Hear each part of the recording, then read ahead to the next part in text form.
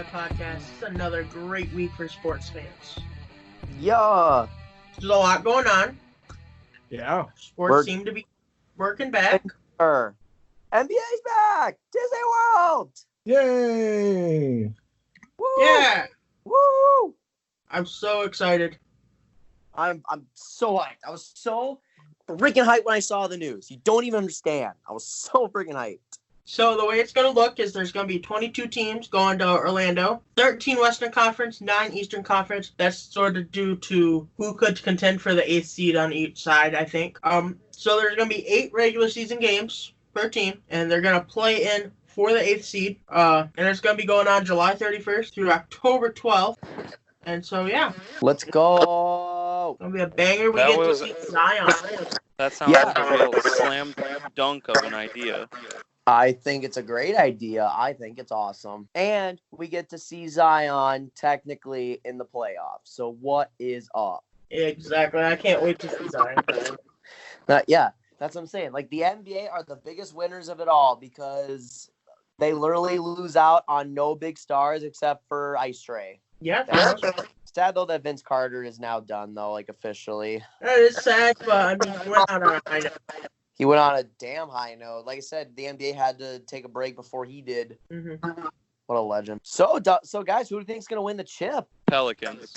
Lakers. Lakers. The only Yeah, correct answer is actually like Lakers. But Pelicans. It's gonna be Lakers or Clippers. It's gonna be one of those two teams, and I'm going the way. That's the way I'm going with. I don't know. I think it could be Memphis or New Orleans. True. Well, so because like I think some of the if it's like the actual contenders realistically are probably gonna be like the Lakers, the Clippers. I think let's see, Boston's got to be in there. Milwaukee for sure. Toronto. I think Jazz can be sneaky potentially. Denver, gotta have those teams in there. I have some conspiracy theory thoughts here. Right? So they're doing this at Disney World, right? And Disney World is the place where dreams come true. Stop. Right? Magic are not winning it.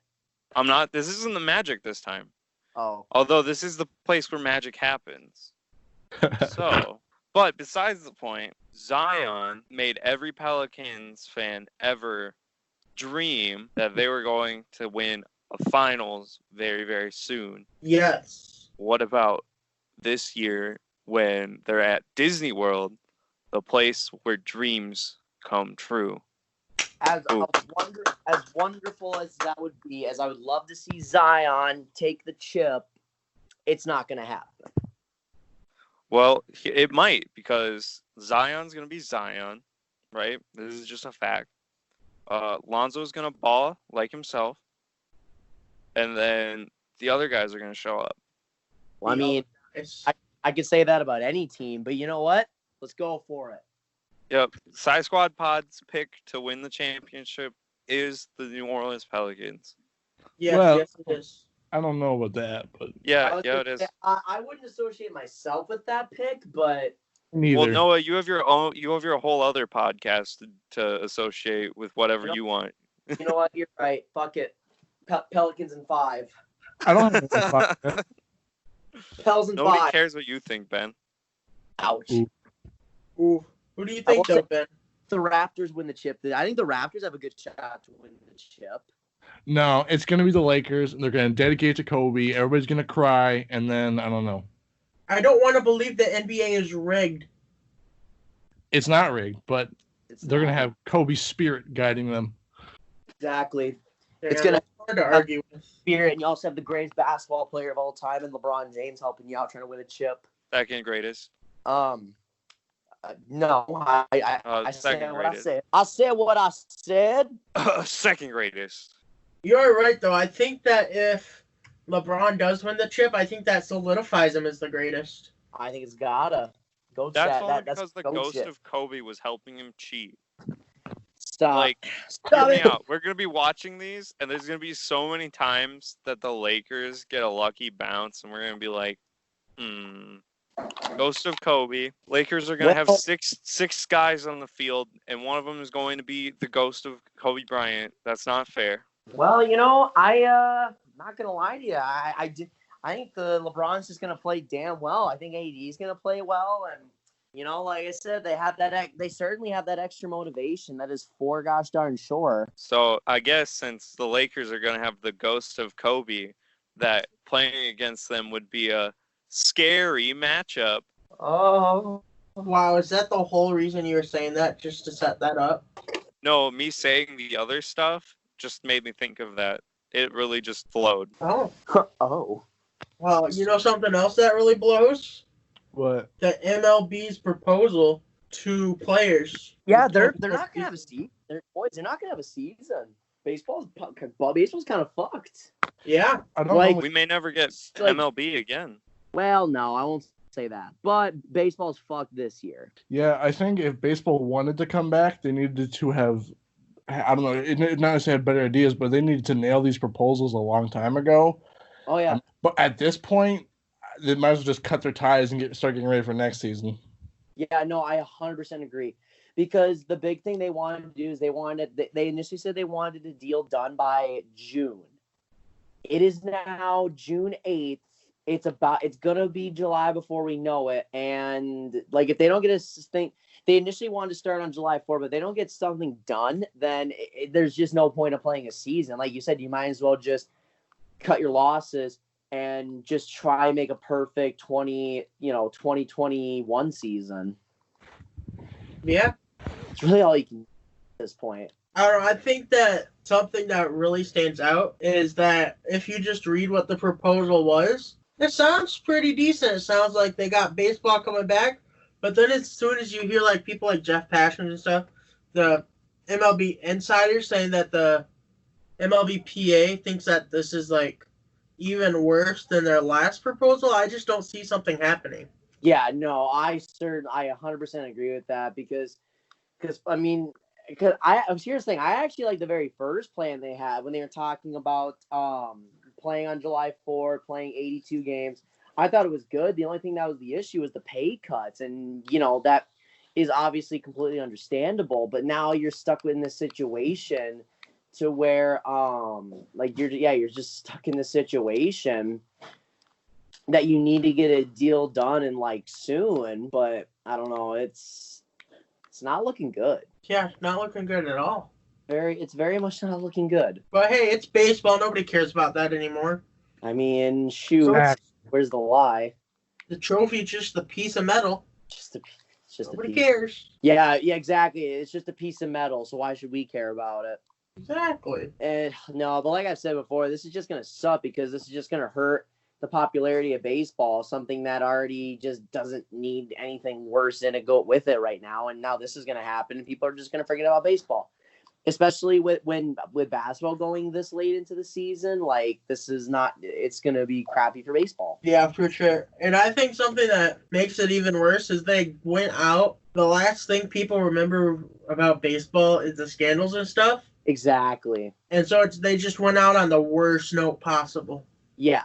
Exactly. People left on a bitter note because of how they treated the Astros because they felt like they didn't punish them enough, which I 100% agree with because they should be stripped of their world title. I agree with that.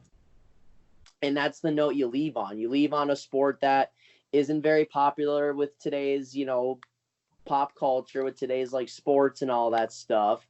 It's not a very social media friendly page. Like those things where it's like you can't take videos and like games or whatever because of MLB trademarks, which is just stupid.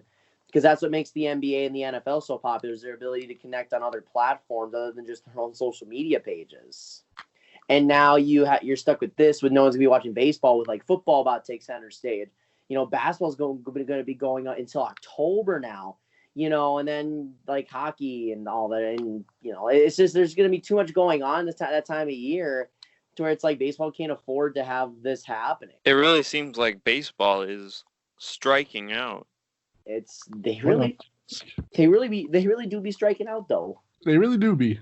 I mean, hope they get it figured out. Yeah, I just don't think they will. But something that did get figured out was the ESPN making a foundational players redraft of the NFL with players in the NFL. And I saw it and I was like mind blown.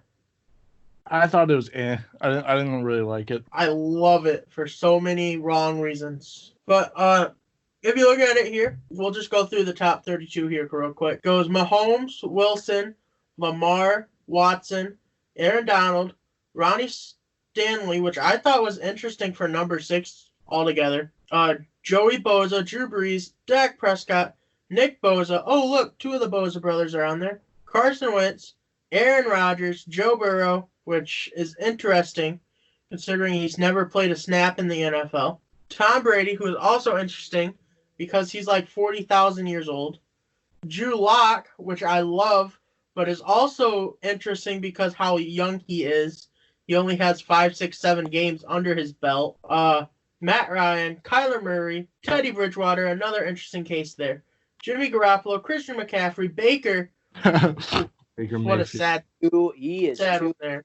Michael Thomas, Sam Darnold, Khalil Mack, Ryan Tannehill, D-Hop, Mike Evans, Matthew Stafford. I love the respect given to Matt Stafford there. Tannehill is also way too high.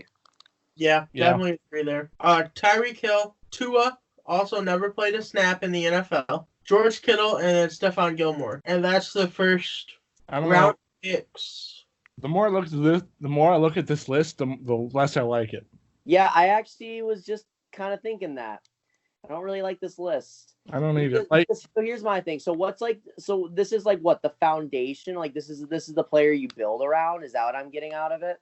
Yep, so for each team, they picked 4 players for a franchise to build around. So, like, for the Broncos, for example, they had Drew Lock, Isaiah Simmons, Cortland Sutton, and Travis Kelce. Okay. And you build a team around those 4. I'm trying to find a really good example here. I like the top 5 picks. Yeah, I have no issues with the top 5 picks, like, at all. It's after that where I'm just kind of like, oh, this is looking shaky. Like, so You're like, 40-something-year-old Drew Brees at 8, Dak Prescott at 9. like to build around, it's just like okay, like even like Aaron Rodgers. I mean, if we're talking about purely building around them, it's like, I mean, I'll take Rodgers over Brady and Breeze. I think Dak Prescott's too high. I don't know. I don't Rookies think are interesting. Rookies are tough because obviously they've never played a snap. Like, why is Ryan Tannehill there? I would never build my franchise around Ryan Tannehill. No, I wouldn't. Ever. I would never be the 40. Well, I guess it's different because they're pick 31, but I would never build my draft or my team around George freaking Kittle. Even though he's great, but like, I don't know. This is weird. So, would we maybe want to do this, like, Yes. ourselves? We can do it Yes. better. All right, folks. Stay tuned and watch future episodes of the podcast to see if the SighSquadPod Yeah, does look for coming in the next a couple fantasy weeks. draft that's better. Yeah. It will be. So I found a really good example of a more diverse build for a team. The Jaguars, according to this, would have Dak Prescott, Danielle Hunter, Juju Smith-Schuster, and then Marshawn Lattimore. That'd be solid. All players are under 27, so they're all very young guys to build around. Right. And they actually have, like, why people are picking these. So from what it looks like, different people drafted for different teams. And what this one says is, I wanted players who are 27 and younger, who will raise some eyebrows and have elite moves. Yeah, I would definitely have a young team. I definitely agree with that. But like, I would have better core. Like, I would draft Carson Wentz out of Dak Prescott. You know, I don't know. I'm also Another example. Oh, sorry. Another example. not the biggest. Go ahead. You're not the biggest what fan? I'm sorry. Dak Prescott guy. That's fair. Another example here would be the Cardinals, who wanted to build a win-now situation with Drew Brees, Chandler Jones, A.J. Green, and Patrick Peterson. And that would be the way to do it. So I think it just depends on, like, team philosophies. Yeah, and I'm guessing that's what Tampa probably went with too, with getting Brady that high. Yeah, next few weeks. See that coming. I actually have a really good idea for that, so that's kind of why I brought it up. Perfect. What do you guys, real quick though, what do you guys think of McCaffrey being the first running back taken? Oh, deserving of it because he is first off the best running back in football. He is the perfect model of what a running back needs to be in today's NFL, and he's the best at it. So therefore, should be the first running back taken. Fair assessment. Who's the next running back off the board? Find it here. It's not in the first round, so it would be Dalvin Cook. You.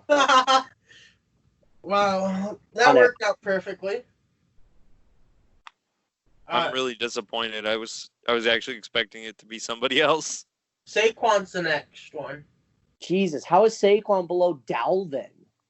They're high on Dalvin because he's young, has a lot of potential, I guess. I don't know.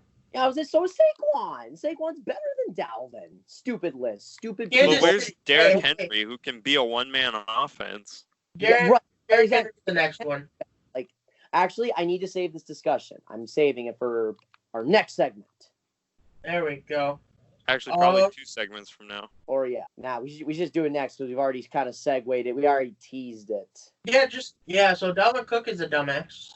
Yeah, he's gonna hold out. He wants Christian McCaffrey money. Yeah. He wants $16 million a year. Ha, funny. Yeah, exactly. The worst part is he wants it from a team that has been notoriously broke the past 5 years. Yeah. Plus, has Dalvin Cook even played a full season yet? No, Nope. He has yet to play a full season his entire NFL career. Yeah, that's funny. I think that this could get him either cut or traded by the. You know what's going to happen? It's literally just going to be a Melvin Gordon situation. I promise you, it's just going to be Melvin Gordon. He thinks it's going to work out for him, and then again with Alexander Mattison there, he's going to realize oh wait, this team can play without me. I guess I better come back so I can salvage something of a paycheck I have, and then he loses money, and then he gets cut or traded. That's literally. I don't see how you could foresee anything else happening. I feel like that's honestly the situation with literally any running back in this league right now. Yeah, the only running back that has had it work out for him in the last 5 years has been Zeke Elliott. Yeah. That's literally it.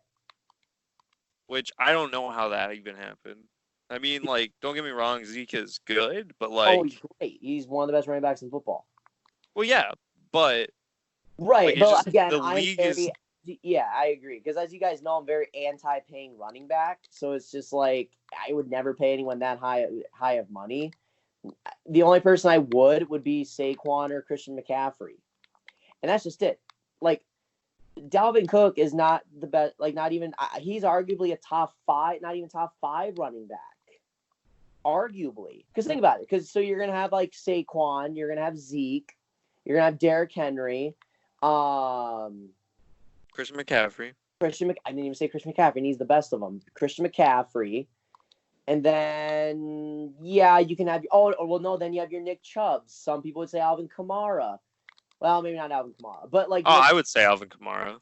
I mean, I like Alvin Kamara more than most people, but... Well, I mean, Alvin Kamara is still, one of those dual-threat backs. Oh, he's probably the second best dual-threat running back in the NFL. Yeah, I mean... Yeah, Alvin Kamara. Yeah, no. Dalvin Cook, top 5. Yeah. That's just it. I don't even know if I put Dalvin Cook top 5. It's very debatable. I'm sure you could convince me one way or another. He had a really good year last year. He was on pace to win the rushing title. But then what happened? Which has happened every year he's been in the NFL. He gets hurt. And do you really want to overpay? Fuck your team's salary situation for that? No, it's not worth it. Especially when you can get just as good a production from Alexander Mattison. Yeah. Very dumb by Dalvin. Very, very stupid if the Vikings fall for it. Very stupid. Yes. But I mean, if you're gonna get a team to pay you, it might as well be the Vikings. They already overpaid Kirk Cousins. This is true. This is a factual statement. So you never know. You're right. We never know. We'll find out. They'll cut Adam Thielen or something next year. They'll just sign Dalvin Cook to 5-year max contract. I think that's a splendid idea. Yes, Lions win the North. I think that's a splendid idea if they get rid of Adam Thielen. The Lions still probably wouldn't win the North Probably not. because they're probably going to lose Matt Stafford after this year. Oh, yeah, definitely. Without question. And Matt Stafford might actually just end up going to the Bears at this point. Which would be kind of lit. Honestly, that would make the Bears a Super Bowl team. That's facts. They'd be Super Bowl contenders again. They really would. God damn it. Well, we need to get the Bears in franchise mode. I've been waiting for it. I literally want the Bears. I have it this week, so I hope I get the Bears. Oh gosh, you already know. Like I said, I literally want the Bears more than I want the Rams. You know what happens if I get the Bears, right? I know what's gonna happen. You're gonna give Mitch Trubisky a max contract extension. 10-year, baby. Yuck. I wouldn't even give him a 6-month contract. Hear me out. You sign Mitch Trubisky for a huge contract, right? Like 10 years, right? But then like a relatively like run-of-the-mill salary. Then for the next 10 years, as he progresses, which I mean, in theory, you should always get better to some degree. Which he hasn't, by the way. Like he kind of has. Nope, he literally hasn't. He definitely had a better year last year than he did the year before. Yep, and look what happened. He didn't get better. He has not gotten better. The reason he looked better the year before is because he had a better team than his rookie year, and then he still progressively got worse. Mr. Trubisky is the worst starting quarterback in the NFL as we speak. As I breathe this moment, he is the worst starting quarterback in the NFL. He is the second worst starting quarterback in the NFL. Who would be the first? Dwayne Haskins is the worst starting quarterback. No, Dwayne Haskins again is still too young for me. I also think Dwayne Haskins first, if I think has a worse team than when Mr. Trubisky started out with Chicago. Yeah. So I will but now I will say if Dwayne Haskins has another year like he did last year, actually I don't know if I can blame him because Dwayne Haskins, I'm calling it right now, will be the most sacked quarterback in the NFL this year, or at least top 3. Yeah, that doesn't surprise me. But I think there's more upside that didn't play last year, and you get sacked a bunch more. But you guys are still wrong because the worst starting quarterback in the NFL as of right now is Ryan Fitzpatrick. No, Jared fucking Stidham's the best. Jesus. Get out of here. Ryan Fitzpatrick is the worst. He will get benched by week 4. No, he's not the worst. I still think I honestly think Fitzpatrick is better than Mitch Trubisky. I really do. Like, Mitch Trubisky's so bad, guys. Like, he's so bad. They're honestly probably going to try to get Mitch Trubisky injured with Nick Foles as their backup. So that way Nick Foles can come out from the backup spot. Honestly, I don't even think they should waste any time. Just bench him. No. But Noah, Nick Foles won't play good unless he's the backup. Oh, these do be facts. Like, I swear, there's a chemistry on Nick Foles that he gets this chip on his shoulder if he is the backup and comes in. Granted, it's the Bears, so people would be like, oh, Mitch is injured? I guess our season stays roughly about the same. But nonetheless, I don't think any of this was supposed to be a argument about the Bears. No, never. It just happens. But do you guys want to go into our rankings this week as we kind of touched into running backs a little bit? I say let's go for it. Yeah. I think so too. Let's keep it running. Okay. So while we're talking about running backs here, we did just talk a lot about Dalvin Cook saying he's going to hold out. There is a whole slew of running backs in prove yourself years to try to get paid. Derrick Henry, Dalvin Cook, Leonard Fournette, Kenyon Drake, Todd Gurley, Chris Carson, Aaron Jones, Marlon Mack, James Conner, Alvin Kamara, Joe Mixon, Matt Breida, James White, Kareem Hunt, and Damian Williams, just to name a few. So I think this is going to be a lit year for running backs. Because I think they're going to all want to prove how good they can be and that their running back position still matters. So you're talking about this will be like the year of resurgence for the running back position. So we're going to see like 6 different people hit almost 2,000 yards. I think it's going to be great. Yeah. I think that if it's gonna happen ever again, I think this year's the year, especially with all the young talent right now. I do not. But I think honestly, is for as long as I will still be alive for football, I think it's just gonna. I don't know if anybody will catch that single season record unless someone really just has like an insane year, like an Adrian Peterson type year.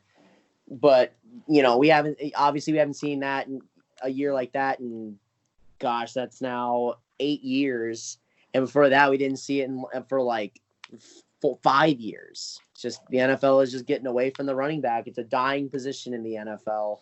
Now, there's not saying there's not a lot of talented running backs. Of course there is, but it's just not a position I would overpay. It's not a position I would worry about trying to sign. It's just not my top priority anymore. I almost feel like the NFL might see a shift over time here. I don't see it shifting anytime soon.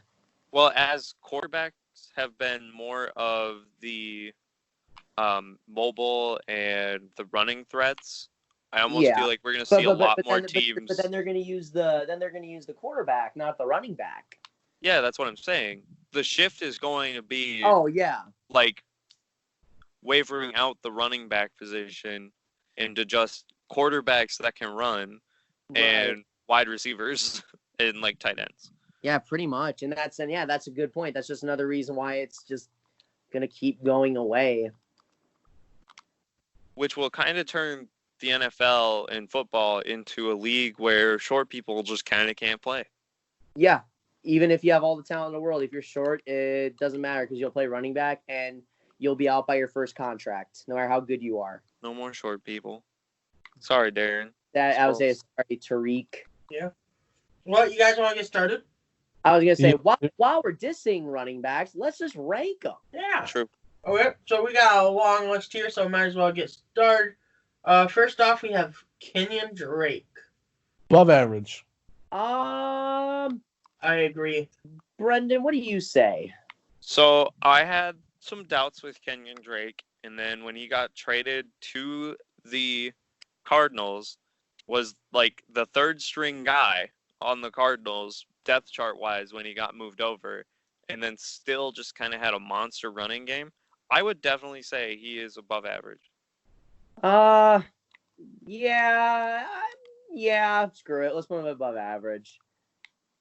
Perfect. Next, we have Chase Edmonds. Average for now because I want to see another year of what he did last year. Yes, I think he is a game changer, but I think he belongs in average because he's not going to be like the main guy. Well, I think it's up for debate at this point. The thing with Kenyon Drake is Kenyon Drake's just one of those like speedster guys. You can use him in multiple ways, but I think Chase Edmonds, it might kind of just be the better route for like being the starting like guy to get more carries, but it has nothing to do with like the talent or anything. It's just how Arizona wants to run things. I don't know. Well, I think for like right now where Arizona's at is I think Kenyon Drake is in their one slot, and that's why I'm saying that.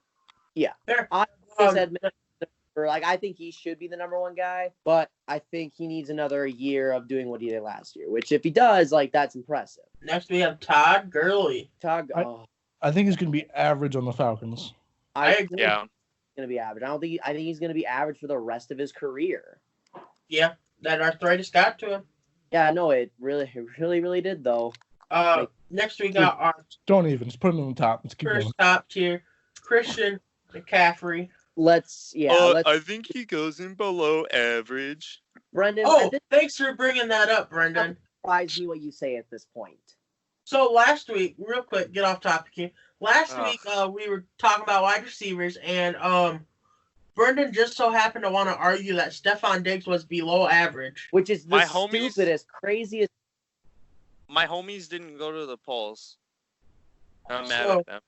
We took a poll, and a whopping 73% said that he was above average. Still not enough people. 9% said that he was elite, which means... You can make an argument. He's arguably a top 10 receiver in football.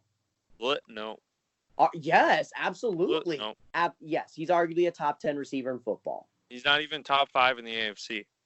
That these are cap statements. That's not Cap. How is it not Cap? Okay, so in the AFC, they are clearly weaker at wide receiver. I will admit that. It doesn't have anything to do with that. I just think Stephon But Diggs, very good, talented receiver. you have AJ Green, you Who can't have stay healthy. Keenan Allen, you Okay. have Tyreek Hill. OBJ, you have Tyreek Hill, you Who does- have By the way, Odell Beckham Jr. hates being in Cleveland, and that was very obvious last year. But okay, in the offseason, he's apparently worked with some things, and his attitude might be slightly different this year. So we have to wait and see. but didn't he say that last year he was all in? Don't they say that every single year how they're all in? I've seen this story before. I've seen this show before. It's going to take one bad game, or it's going to take one stupid mistake by Baker Mayfield, and he's going to want out again. I promise. I don't know. I don't think it matters because OBJ is still good. It's not going to be OBJ's fault. Shoot, I actually had somebody picked out. Ty. Oh yeah, T.Y. Hilton. Better than Ty. He's not better than Ty. How is he not? What? How is he not better than Ty? How? I already explained this last week. Go to the archives, fans. Let's go back to running backs. Yeah, our fans Let's have keep decided the show running. Oh my god, our fans decided that Stephon Diggs is an above average wide receiver. So congrats to him. I'm glad we have smart fans. But next, Tariq Cohen. So I feel like this one's kind of hard, but if we're basing off just next year, I think it's going to be below average. I don't think the Bears have utilized him the best, especially if you look at his last really 2 seasons. And I don't think he'll do that much for the Bears this year, but I think he has potential to be better. Yeah, no, I'm just going to look at it based on pure talent, but I'm just going to, based on pure talent, I put him at above average because he's a shifty receiver. You can use him in so many ways. I really like Tariq Cohen. I think he's wasting his time in Chicago. But I think if we're basing on just next year, I say below average. Well, yeah. I don't want to do that because I think that doesn't justice to Tariq Cohen. It's not his fault he's in that bad of a situation. Go ahead, Brent. I'm siding with Ben on this because I mean, if we look at what we did last year and what we said last year was for the next season, what it'll look like. I honestly feel like I'm going to bump up Tariq Cohen a little bit from you, Ben. I'm going to say that he probably would go in the average category. Yeah, I was going to say, if he's going to do that, you at least got to put some love on his name because, like, Tariq Cohen is still a beast. He'll still have, like a couple big breakout games. Yeah, and I think he's good too. But if I'm looking at just his production this last year, 200 rushing yards, 3 yards per carry, 400 receiving yards. I mean, they haven't utilized him in 3 years. He just eclipsed 1,000 yards. But it's not big. But how many carries did he have? 64 for 200 yards. For the whole year? Yeah, of 2019. Right, and then you look at like what the elite running backs get. It's certainly not. It's not that low. No, and I don't want to blame Tariq Cohen for going to a system where they never utilize the running back talent that they have. Now, to be fair, it's kind of like what I've been saying. Like, running backs are easy to replace, and Chicago has that same philosophy. So I mean, kudos to them for actually sticking to it because they are right. It's easy to replace a running back. I don't know. I'm just not going to rip on Tariq Cohen because he has a lot of talent and a lot of, like, if you were to go on a different team, he'd be a number one running back on a good amount of teams right now, or at least a few. And if Tariq Cohen was on another team, I would put him above average, but he's on the Bears, so. The problem is right now Tariq Cohen is the number one guy on the Bears in quotation marks, which means that the second guy, which is the next guy on our list, David Montgomery, is going to receive more love. They've been doing the same thing ever since Jordan Howard. No, before Jordan Howard. Why am I blanking on his name? He's one of my favorite running backs. Oh my god, the guy that went to the Jets. Matt Forte. Matt Forte. Oh my god, I feel so. Matt Forte, he was easily the number one guy. There was no dispute about that. Yeah, but then after Matt Forte's last season in Chicago, he was out for a couple games, and because he's starting to get injured. Jeremy something or another came in, and he was supposed to be the number one guy. The next year after they lost Forte, and then Jordan Howard was in that second spot, came in, took his job. Then the year after that, Jordan Howard was in the first spot and Tariq Cohen was in the second spot. Tariq Cohen stole his job. Then last year, And now David Tariq Montgomery. Cohen was in the first spot and David Montgomery stole his job, but they're moving Tariq Cohen back to the first spot. Actually, on the Bears' official depth chart, Tariq Cohen is their number 2 running back. Oh, really? Oh, Yeah, no. never mind. Maybe No. he'll have a breakout year then. Like, but even before they even when they drafted David Montgomery, they said they were going to utilize him in the offense, and that's what they've been trying to do. I just think it's a shame it's at the expense of Tariq Cohen, who is an above-average running back talent-wise. Looking at next season. Oh, go ahead. Tariq Cohen is definitely like the archetype of the future running back, one that can I be think just if we a have- threat if we in the passing game. are doing a mix of talent and potential, then you have to at least put him at average, at very least. I'm okay with average. I am Average. too. Okay. Next year we have David Montgomery. I think also average. Yes, I would. agree. Okay with that, Brendan. Perfect. Next we have Zeke. I say Zeke is top tier. Yep. Zeke's a top 3 running back in football, elite. Yeah. Perfect. Kieran Johnson. Kerryon Johnson. Average. I knew Ben was gonna say that. I want to put Carry-On in above average. I do too, but I don't know. I'm kind of Like- iffy with Kerryon. So my thing is if he wouldn't have gotten injured like really bad last year, he Right. probably would have been top 5 in rushing yards. That's He my was on Well, the path to do that. Yeah. Actually, he Would have got So- more carries last year because they also had an injury at quarterback. So Yeah. quick stats for Kieran before we vote him in. Actually, if he would have played the full season, he would have had 806 yards. He had 3.6 yards per carry, 400 yards. Yards per carry. Yeah, 3.6. He had 113 attempts for 403 yards. But he got hurt though too. He got hurt. He played 8 games. He played half the season. Ooh, yeah, I'll put him at above average because give him a full season. Like he's talented. He's got a lot of talent. I think average just because, I mean, if you would have given him a full season, based on his performance, he would only had 800 yards. Yeah, I mean- but with that terrible Detroit Lions team, that's not bad by any means. Well, and I think, you have to factor in he's still on that Lions team. Again, I think he could be above average on different teams, but I think the team he plays on is definitely going to factor in his production. I suppose we can't have too many above average players on Detroit. Yeah. Marvin Jones. Marvin and Kenny Galladay. Oh yeah. I'm okay with average. Yeah, I mean, I Average. love average, but I won't refute average. I won't lose sleep over it. I'm kind of with Noah on this one. Okay. Next we have our first rookie, DeAndre Swift. So here's the thing. Well, actually, now that I think about it, yeah, I will put Kerryon Johnson at average because I think DeAndre Swift has a good chance to take his job. I agree with that 100%. So, I mean, I'll put him at average for now because I don't know what I'm getting, but based on what I know about DeAndre Swift, Yeah. you know, like I hate to say this word because it's in his name, but he is a Swiftie running back. He's quick, he's strong for his size, and you can use him in the pass game. So I think he has the potential to be good, but I'll put him at average for now. Rookie rule, throw him in average. Yeah, I'm fine with that. I want to go first for the next one. Okay, Aaron Jones. All right, I'm listening to my spiel here. I'm gonna say Aaron Jones is an elite running back, and this is why. Of course you are. So if we're looking off last year, he had the most rushing touchdowns in the league.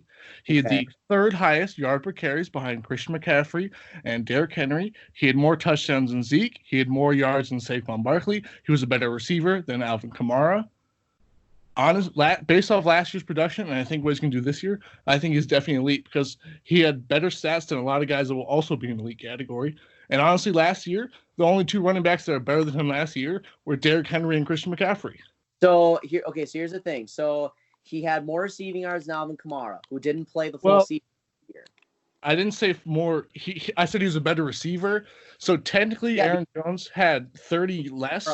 Alvin Kamara did not have a full season because when healthy, Alvin Kamara is easily a better receiving running back. But I'm not. I didn't go by. Alvin Kamara did have more yards, but Alvin Kamara had Aaron Jones had 475 yards. Alvin Kamara had 533. But Alvin Kamara had 533 on 81 receptions, and Aaron Jones had 475 on 49 receptions. So Aaron Jones had almost higher yards per catch.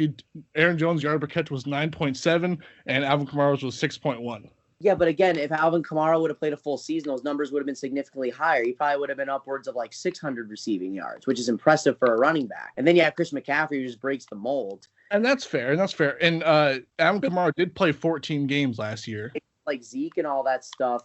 Like Zeke's never been like a big touchdown guy. He's the guy who's going to break the big runs. Like if he's going to score a touchdown, it's going to be off like a 20-plus yard run. Aaron Jones, now he's a touchdown machine. I will never deny that. But I could argue it's just because in the situations they use him in. But now, don't get me wrong. Like I say Aaron Jones is above average. He's probably the best above average running back in that respective category. So, I mean, Ezekiel Elliott's longest touchdown last year was 33 yards.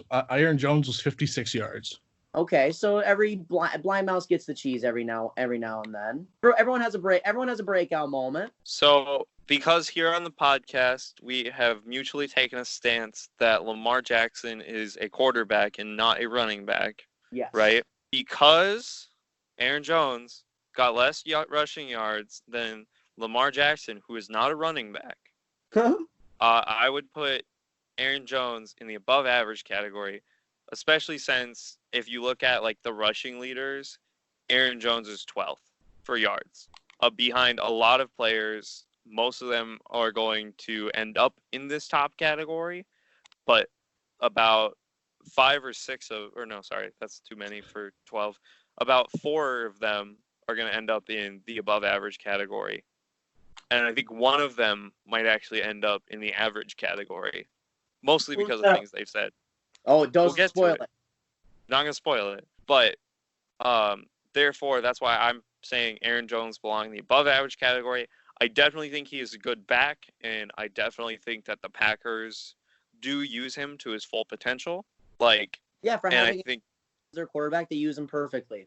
Yeah. So I think I'd agree with the above average. Well, he does have some aspects of being an elite receiver or a running back. I think he just fits better at being the top of the above average versus the bottom of the top average. Yeah, because like I said, if we put him at above average, he's probably the best above average running back in the NFL. Like in our category, he'd be the best running back in that category. I tried. You did try, and you were very convincing. No, and that's the thing. Like I said, Aaron Jones is a damn good running back. Like don't get it twisted, anybody. Like he's very good. I just don't view him at like when I was naming off like my top 5 guys. Like Aaron Jones is certainly in like the top 10 without any shadow of a doubt. I just don't put him in like that top 10 or top 5 category, which for me is like those are the elite of the elite guys. So, but again, Aaron Jones could do this again next year, and then it's like, damn, it's hard to argue not putting him as an elite running back. So, fair. Next we have his backup, if I'm not mistaken, in Jamal Williams. Yep. Jamal Williams is quite good, if I remember right. If I'm thinking of the right guy. Yeah, I mean, Jamal Williams is good. He's a solid backup. Yeah, I'd say average. Yeah, I would say average. Like that's not being mean. Like that's just like, hey, he's a good backup running back. Yeah, I think so too. Like kudos, my guy. Rookie here for the Rams, Cam Akers. Average. The reason we drafted him is because he's used to playing behind a battle line. Pisses me off. We could have J.K. Dobbins. That's all I gotta say about that. But Cam Akers though has a lot of potential though. Like he's really good at like, you know, I understand he played behind a bad offensive line, but he's a patient running back. He has a good mix of athleticism and power. I like Cam Akers a lot, but I don't know. I'm just still bitter we could have J.K. Dobbins. That's right. I think he belongs in the average probably. Just Salt Bay, that's all. Yeah, I'd put him in average, mostly because of like the rookie rule. It kind of works in 2 ways. Like on one hand, we're not gonna like overestimate their potential, but we're also not going to underestimate that there is potential there. Yeah. So if we put him at average and he blows up, he's good. If we put him at average and he does, you know, next to nothing, I mean, it doesn't make us look bad. I really hope he next to something though. I'd be really sad if he didn't. That would be sad. Next we have Darrell Henderson, his backup. I know nothing about him. I'd say below average. Yeah, it's. Yeah. I will say this though, I will say this though, he didn't get a whole lot of carries last year, but the fact that they view Malcolm Brown as a better option is probably not a good sign. That's Because very fair. Cohen is at worst the backup. Darrell Henderson last year was the third string, and they drafted him in the second round. So Duncan, this next person was actually one of the persons. Well, it was actually one of the persons I was alluding to when I was talking earlier when we were doing the whole Aaron Jones debate. Right. So our next person is Dalvin Cook, and I think I'm gonna put him in average because I think Dalvin Cook can be a good back, but with the whole holdout thing and his injury thing, has a lot of potential that has just a lot of potential drawbacks. I mean, he's a real gamble, just in general this year. So I'm gonna say average, which we put him last year in, I guess you could say our below average category. Not our bottom category, but our below average. I'm gonna agree with you, Brendan. I think just because of how big of a gamble he is, honestly, if he played, even if last year he played the full season and he wasn't gonna hold out this year, he might be above average. But the fact that he hasn't played a full season, he's a gamble. Now he wants $1 bajillion. I think average. I'd agree with that. I mean, he definitely has potential to be an elite player, but he's making dumb decisions, and that's going to cost him. He and just to let you know, the stats that I was looking at, he falls at 10th place for rushing over Marlon Mack and Aaron Jones at 11 and 12. Yeah, yep. So that's why I was referencing him earlier. Fair. I still think he's above average. Like, he's still really good. He's a top, he's arguably, you could have that conversation with me about him being a top 5 running back. I won't agree with you, but you can have that conversation with me. There's a lot of talent there with him without question. I just think he's being a dumbass, but I don't think it takes away from the talent that he brings. Obviously he can't stay healthy, which is my biggest concern with Dalvin Cook, but smart ball carrier, fast, I shouldn't say that, but he's got good breakaway speed. Strong, patient running back. Like, he's solid, but more than solid. Like, it wasn't by mistake that he had the chance to win the rushing title this year. Like, that wasn't by mistake, especially with that offensive line he has to play with. But I just think he's being stupid, and I don't think he's worth that kind of, which you could also be like, well, no, if he's elite, you're going to want to pay. Well, actually, I didn't say he was elite, so you can't even use that argument with me. But yeah, he's above average to me, but clearly it is. Everyone's in consensus that it's average, so I can't refute it. I definitely think if he wouldn't have said he was going to hold out, I think I would have put him in above average. But just him saying he's going to hold out, I don't know if we're going to see him play this year because I don't see the Vikings signing him. Yeah, I don't. So, I do just because of the fucking Vikings, but I don't think they should. That's fair. Still speaking of the Vikings, though, we got Alexander Madison. I'm actually pretty high on this guy. He averages 4.6 yards a carry. Yep. Had 100 rushes, 462 yards, and a touchdown. He's not the guy that's going to be the number one guy on a team, but he's definitely one of the better number 2 guys in the league. Yeah, so he played 13 games, had 100 attempts. You said 462 yards. He did have that one touchdown. His longest rush was 35 yards. So just an interesting stat for you about average yards per carry in rushing last year. So tied at number 1 with 6.9 is Lamar Jackson and Jeff Drexel. Oh, my man, Jeffy D. Yeah.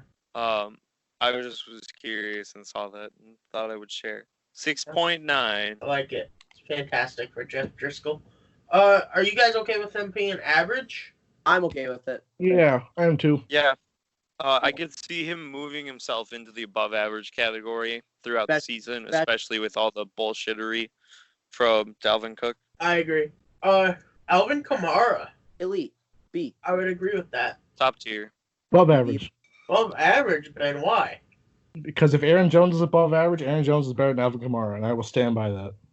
I would disagree. Alvin Kamara is arguably a top 5 running back in football. So therefore, elite. Elite. I mean, Aaron Jones better as a rusher and a receiver last year, but fight me. Just because stat shit, sometimes you gotta look beyond the stats. Aaron Jones played 4 more games. 2 more games. Alvin Kamara played 14. No, those two don't make a difference. I thought Alvin Kamara only played 12. Well, next here we got Latavius Murray. I like Latavius a lot. I'll let you guys go first. I'm going to say average because I think Latavius Murray definitely gives you a very good relief back situation. Right. He is very good at getting consistent yards. He's not going to always break away for your mega plays by any means, but he can chip away, 3-4 yards 90% of the time. I definitely think he's not a terrible back by any means. So that's why I would say average. I am going to say below average. And I don't think he's terrible at all. I just think based off the people who would have an average, I would personally pick them over Latavius Murray. I mean, look at last year's stats: 146 attempts, 637 yards, 4.4 yards per carry. He had a 30-yard touchdown. This is longest touchdown his longest rush of the year. I mean, I think he's okay. I think with Alvin Kamara there's not a lot of opportunity for him to explode, but I think below average. No, because I guess here's my thing. I feel weird putting backups at above average. It just feels weird to me. But he's one of the better backup running backs in the NFL, and I do think there's a reason he was a starter in the NFL for a while. So he's average to me. There's nothing about him where I'm like, oh man, Latavius Murray's awful. Nothing about me says that. I'm just yeah, he's a really good backup for Alvin Kamara, who I don't even think they expected Alvin Kamara to be this good. That's fair. I mean, I'd be okay putting him on an average, because I think he's good enough to be in that average category. But I also understand the arguments for either way, moving up or down. Yeah, I mean, because honestly, Latavius Murray could be a starting running back on a couple teams in the NFL right now. Yeah, I'm sure. My thing is, I don't know if that actually is true. Well, no, okay, so. Because let's say you just the Saints just released him today, right? I think if Chicago signed him, he'd be the best running back on that team. But you were also just high on Tariq Cohen. I am high on Tariq Cohen, but I think Latavius Murray, he's the backup right now. Tariq Cohen may not be. I think if Latavius Murray was on the Bears, he would be the worst running back on the Bears. Well, not the worst. He'd be the third string. I extremely disagree with that statement. I don't know if I do. At least second string. It really just depends on what the Bears decide to do for their running back situation and their effectiveness. He could be a starter in Atlanta right now. He could take that job from Todd Gurley very easily. Todd Gurley's arthritis would give him the job. Hey, you told me what teams could he start for, and I'm giving you facts right now. Okay, but there's still free agent running backs that they could sign. You gave me a question. I am answering it. I said if he got released into the free agency pool now, and I actually didn't get to finish my thought. Thank you very much. Well, I'm just saying. If he got released in the free agency pool now, there's other running backs I would take before him. Me too. Honestly, so who's even really a free agent right now? Right now, who's a free agent for running backs? Well, right now, Devontae Freeman is a free agent. Yeah, Devontae Freeman is the only one who I would take over Latavius Murray right now. But quite honestly, Devontae Freeman has a bad case of turnovers. I thought of the perfect team for Latavius Murray. Who? The Tampa Bay Buccaneers. Yes, he could be the starter in Tampa right now. He could be the starter in Tampa, and that would give Tom Brady enough running game to make his offense better than the best offense in the league going to be, I should say, the Arizona Cardinals. Right. But he's still a backup right now, so I feel weird putting him in above average, so average to me. But I can't deny there's talent there. So, yeah. Cool. Next is Saquon Barkley. Top tier. I was going to say, let's just not waste anyone's time with this. Coming up next is Miles Sanders. Although I do want to say one thing about Saquon. Oh, my God. Last year, there was one game where Saquon played the whole game, right? Was Sure. fine.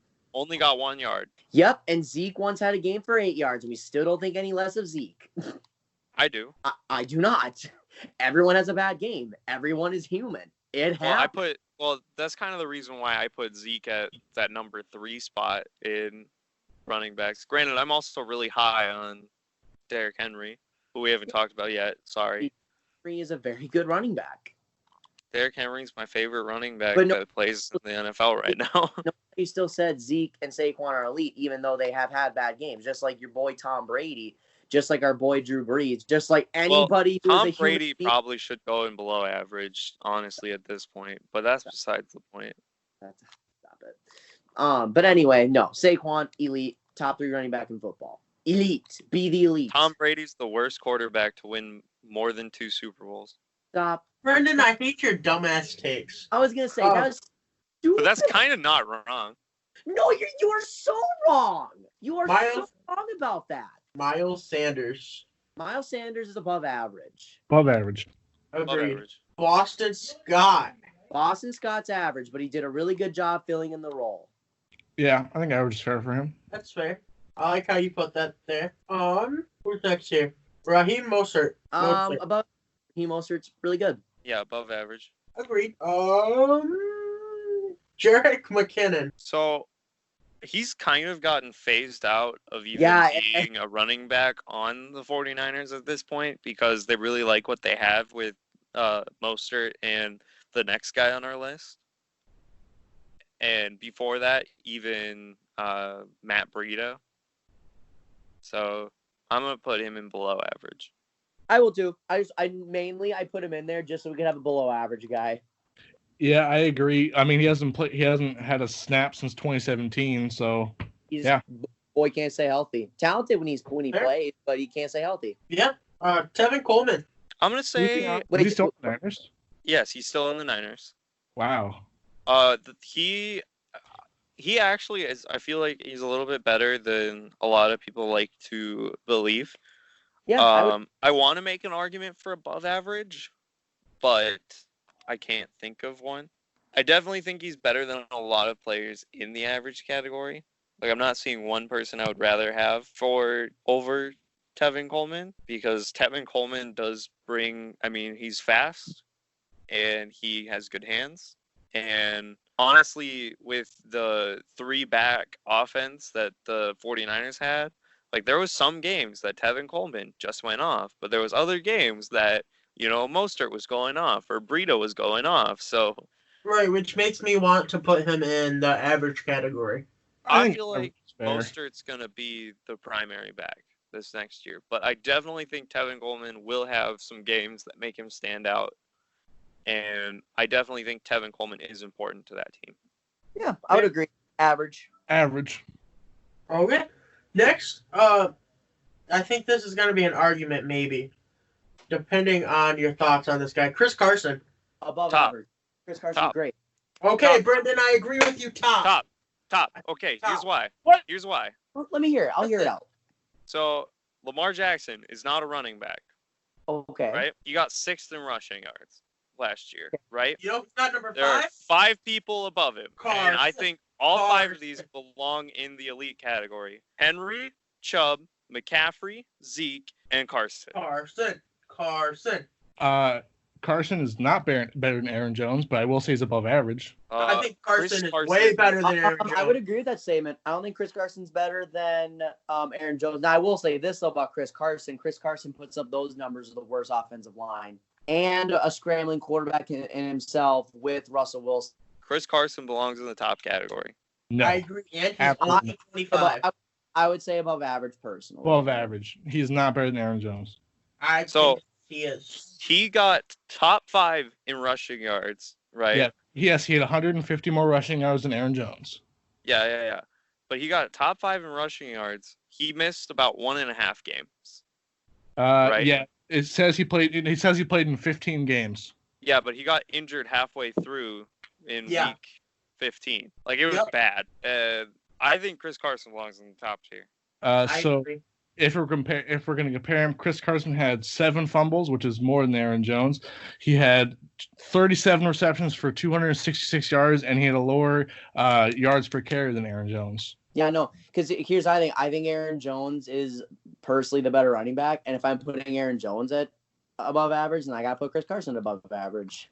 I think so too. I don't think he's better than Aaron Jones. I think he's above average, definitely, but definitely not elite. But then we need to put Lamar Jackson on this list as a halfback. Stop. We need to put him on there as a halfback then. No, we don't. We do. Brendan, what position? I think Chris Carson's a top 10, but he's not top 5. What position did Michael Vick play? Running back. Nope, he was a quarterback. He played running back from the Wildcat formation. No, literally. Cam Newton, running back. Why do you think he got cycled out once Christian McCaffrey came along? Because he was no longer the best running back on his team. Cycled out? Because Cam Newton's just a garbage quarterback. And No.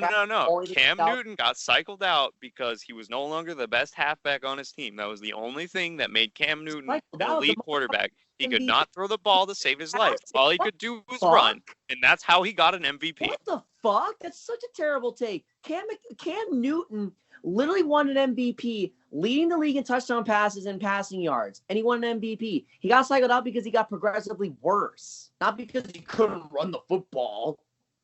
Terrible take. Carson is above average. Yes, Chris Carson's above average. Chris Carson is top tier.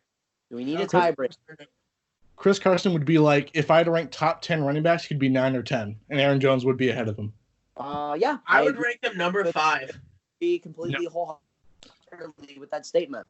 Off the top of my head, no, he would not be number 5. He would maybe 8 if I sat down and actually did it. Okay. But so if I were to just bang out right now my top 10 running backs, right?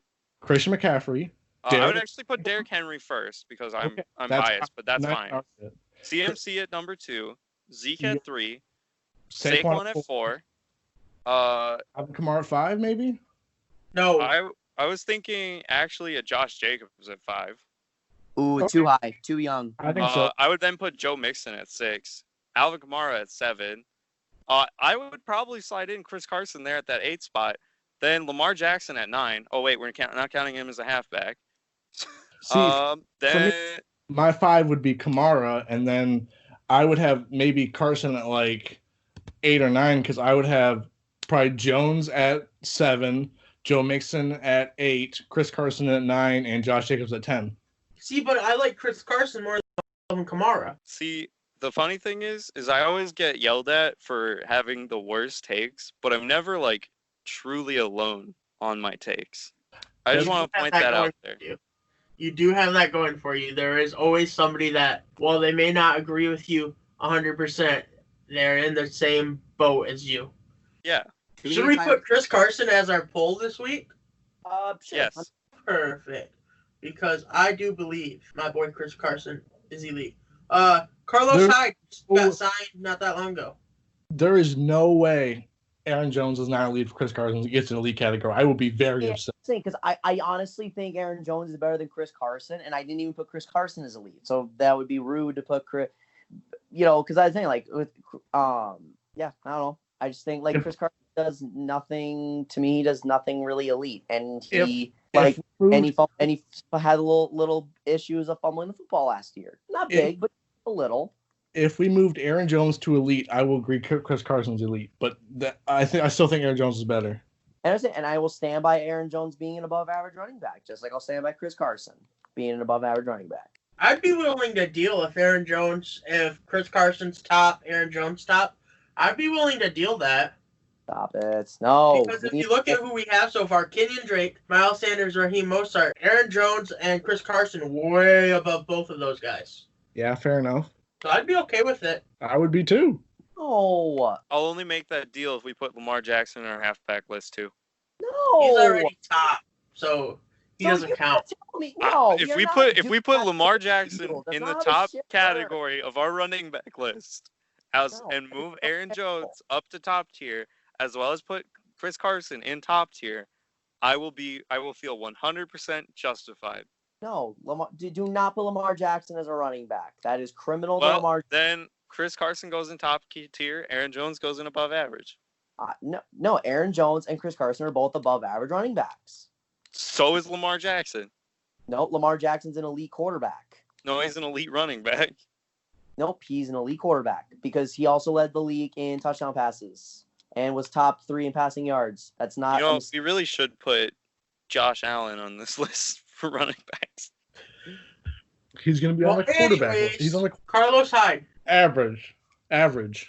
Because he's now in Seattle, I'm putting him at average. But I've always really liked Carlos Hyde. I have as well. I think if he was still on the Texans and the Texans weren't stupid and traded G-Hop away for David Johnson, For a sack of think potatoes. that Carlos Hyde could go in the above average category. Quick fun fact for you all. I was watching a video today, and the video was talking about how there's no way. It was from a couple months ago, and they were talking about how no way the Cardinals could trade David Johnson in his awful contract. And they did for the best receiver in football. That's how bad the Texans are. Facts. Wow. Fuck you, Bill O'Brien. Next we have Marshawn Lynch. There was that little spurt of rumors before the whole pandemic hit that he was talking to the Seahawks about potentially returning for a year. Where would you rank him? I'd rank him at average personally. Yeah, all time great, but at this stage in his career, if he were to play, he'd be average. I personally would put him at below average. And I honestly, I won't be drastically upset about it. Like, I'm not gonna deny that he's had a good career because he's obviously he's a Hall of Fame running back. Because we're about to put another. I mean, I'm sure we're all thinking. I mean, we all know who we're gonna also put it below average, but he's still an all-time player. Yeah. So I'm gonna say below average too. I think just because if he were theoretically to come back to the Seahawks, he probably would be the second or third string there. Right. His last year in Seattle, he had 2.8 yards per carry. And he played in a few games. You could just tell he was out of shape and not in it. Yeah, I think below average. And that's not a knock on his career, but I think in his current state, he'd be a below average running back. Yeah. Marshawn Lynch, all-time great, Hall of Famer, no questions about it. It's just not his time anymore. But it's also going to be the same thing when we get to this other guy. I don't know if you're actually 100% right there, Mr. Noah. What, Hall of Famer? No, about what's going to happen when we get to this other guy. Well, we can debate it. I will debate it, but I'm sure someone will say it. By someone, I mean me. Ronald Jones is next. Ronald Jones is an average running back as it stands today. Yeah, I think average is fair. Yep. Fair. Next is one of the greatest running backs of all time, Adrian Peterson. Yeah. Adrian, beat your son, is going to be an above-average running back this next year. Oh, not going to argue with that. Offensive. Nope, no siree. I think it's going to happen. Nope, because they're going to try and force it with Dwayne Haskins too much. I think your boy's going coming. to definitely start slow, but I think he's going to pick up because they're just going to be like, well, we cannot pass the ball. Here's what I think. I think he is. I'm gonna say average. I'm not gonna say below average. I think he will end up probably being the top rusher in Washington next year. I don't believe in Washington's offense. I think Washington's offense is gonna be one of the worst in football, which it was last year, and it didn't get particularly any better. Last year he had 898 yards on 211 attempts. That's a 4 yard per carry. He wasn't used in the receiving game at all. He had 140 receiving yards over 15 games, but I think he's average. I think he will be an average level starter. I mean, he won't be the worst running back in the league, I don't think, this next year, but his days are numbered. Yeah, he's average, but I was thinking below average for a hot minute there. But again, I'm okay with him being an average. I'm just saying, I think Adrian Peterson is he's kind of had an underrated performance since, obviously his fall from grace. Yeah. So. I have no major refutes with that statement. I just when I think of the better running backs in football, Adrian Peterson doesn't come to mind anymore. Now, again, if you were to rephrase, Noah, name some of the best running backs to ever play. Adrian Peterson is one of the first 5 names I mentioned. All right, so average. Yeah, I have no issues. Okay. Next we have Darius Geis. He'll probably, again, AP will probably be the best running back on that team next year. So, I'll let you guys go first. I'll see what majority is. Below average. Okay. Although, one highlight to Darius Geis's game is when he does run the ball, he actually does tend to get pretty solid yards. Yeah. He last year was 3rd on the list for average yards per attempt for rushing at 5.8. Obviously, after Jeffy D, and Lamar Jackson. The only thing I don't like about that, his average is, I said I was talking about averages earlier with running backs. He only that's only under 40 attempts. So his average is high, but I think if you would have played a full season, it would have been lower. Because he had a higher average than Derrick Henry, but Derrick Henry's obviously better because he plays significantly more attempts. Derrick Henry averaged 5.1, or sorry. Yeah. Yeah, 5.1 yards on 300 attempts. Yeah, he literally had nearly 10 times the attempts. Yeah. I'm going to say below average. He had what, 40 attempts last year? I don't know what his he's probably going to get hurt again, honestly. Don't even at me. Yeah, below average. We need more bodies. Yeah. All right, Mark Ingram. Above average without question. Yeah, he's a part of Ground Force 1. Yeah. So I think the fact that he's on the Ravens helps him here. No, he was good with New Orleans. I think he definitely took a step up going to Baltimore, though. Right, but it's not like Mark Ingram had this like weird random resurgence. Like Mark Ingram's always been a really good starter. Don't get twisted. I know, and I agree, but we've had some players where I felt like the team hinders them. I do think it will. Being on the Ravens will help him. Yeah, because he is 31 years old as well. Or he's going to be 31. I feel like the Ravens are either going to try to run 2 back formations or split carries pretty evenly between Mark Ingram and J.K. Dobbins. Yeah.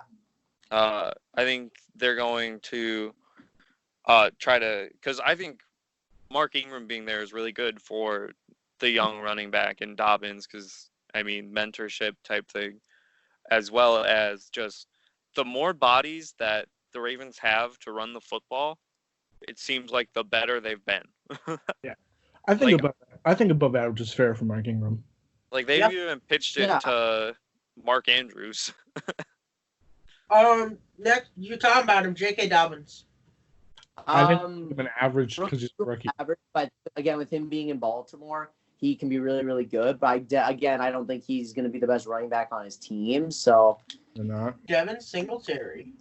Above average. Devin Singletary is really good. Yeah, I'll agree with to above average. Yeah, he was really underrated in Buffalo last year. Really underrated. I definitely agree with the underrated part. Yeah, so if we're taking a quick look at his last year's statistics, he played 12 games. He had 151 rushes for 775 yards. That's a 5-yard per carry average, and he had 2 touchdowns. His longest run being 38 yards. I like it, especially with Josh Allen, your quarterback. It's pretty good. I think average is definitely fair for him. Yeah, no. Next here we have Joe Mixon. Above average. I agree. Yeah, above average. I think he has the potential to be a top this next year. I would agree. I think what Joe Mixon has done since, obviously he had to overcome some early controversy when it was getting drafted and stuff, but Joe Mixon has proved himself that he is a really good running back. Obviously, he finished top 10 in rushing yards last year because I brought him up already. But I don't know, I like him. But I can agree to the average or above average, but I think he might put himself in the top. That's fair. Nick Chubb's next, and I also think elite. Perfect. Kareem Hunt. Yes. Can we just add a whole new tier for Kareem Hunt because, like, he's either going to come back and hit the ground running, or he's going to come back and do nothing at all. So and run it to the ground. Yeah. How about here? This might help you guys. So here's a quick refresher on his stats. He played 8 games. He rushed 43 times for 170 yards over 8 games. His longest rush was 16 yards. He had 37 receptions for 285. He didn't play a lot. He only started 3 of the 8 games he played in. I think most that's partly because of injury, partly because of how good Nick Chubb was last year. Right. I'm gonna be bold. I'm gonna be bold and say below average. Below average. I'll put him wherever majority is. I feel like he will not be on Cleveland for much longer. Whether Cleveland trades him away or doesn't re-sign him after this year. Yes. No, I think Hunt will be a Brown all year. I mean, he loves running that 2 running back like style of play. So the Browns did place a second round tender on Hunt, which he signed this year. Gotcha. That's fair. I'm okay putting him average or below average because I just don't know what I'm gonna get with him. Yeah, that's fair. And that's why I think below average. Just because, I mean, we have a pretty thick average list, but most of these average running backs, I would be more confident in. That's fair. I'm okay with that. I can agree with that. Yeah. All right. Next, we got the Melvin Gordon. Above average. I'd agree. Like, just know, guys, it's okay to have 2 above average running backs on a team. Just saying. Yes, it is. Like, it's okay. Like, it's not, I won't be offended. No one will be offended. I don't think anyone. I would put Melvin Gordon in above average. I was going to say below average. What? Whoa.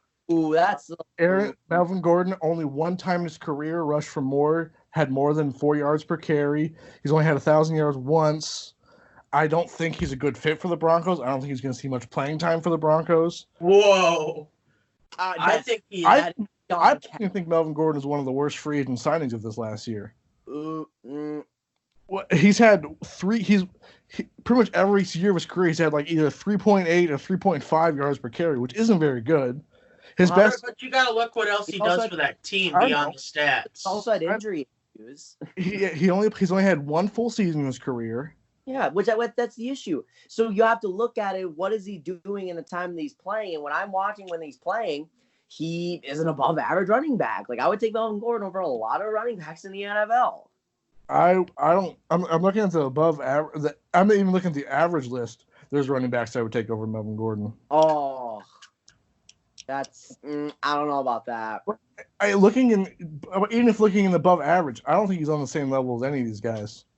I think he's on the same level as Raheem Mostert and Devin Singletary and Miles Sanders. Yeah, possibly Kenyon Drake. Kenyon Drake, exactly, because Chase Edmonds, again, might be the starter on that team. I think the Broncos are going to release him after this year. And maybe so, but I think he's going to put up he'll put up solid numbers. He'll put up numbers what a split running back should. Not to mention, Austin Eckler is still really good too. So, like, you know, he had to split carries with Austin Eckler. And he didn't help his cause by sitting out. But that's just him being an idiot. It doesn't take away from what he is as a player. Brendan, where would you put him? Are we still talking about Melvin Gordon?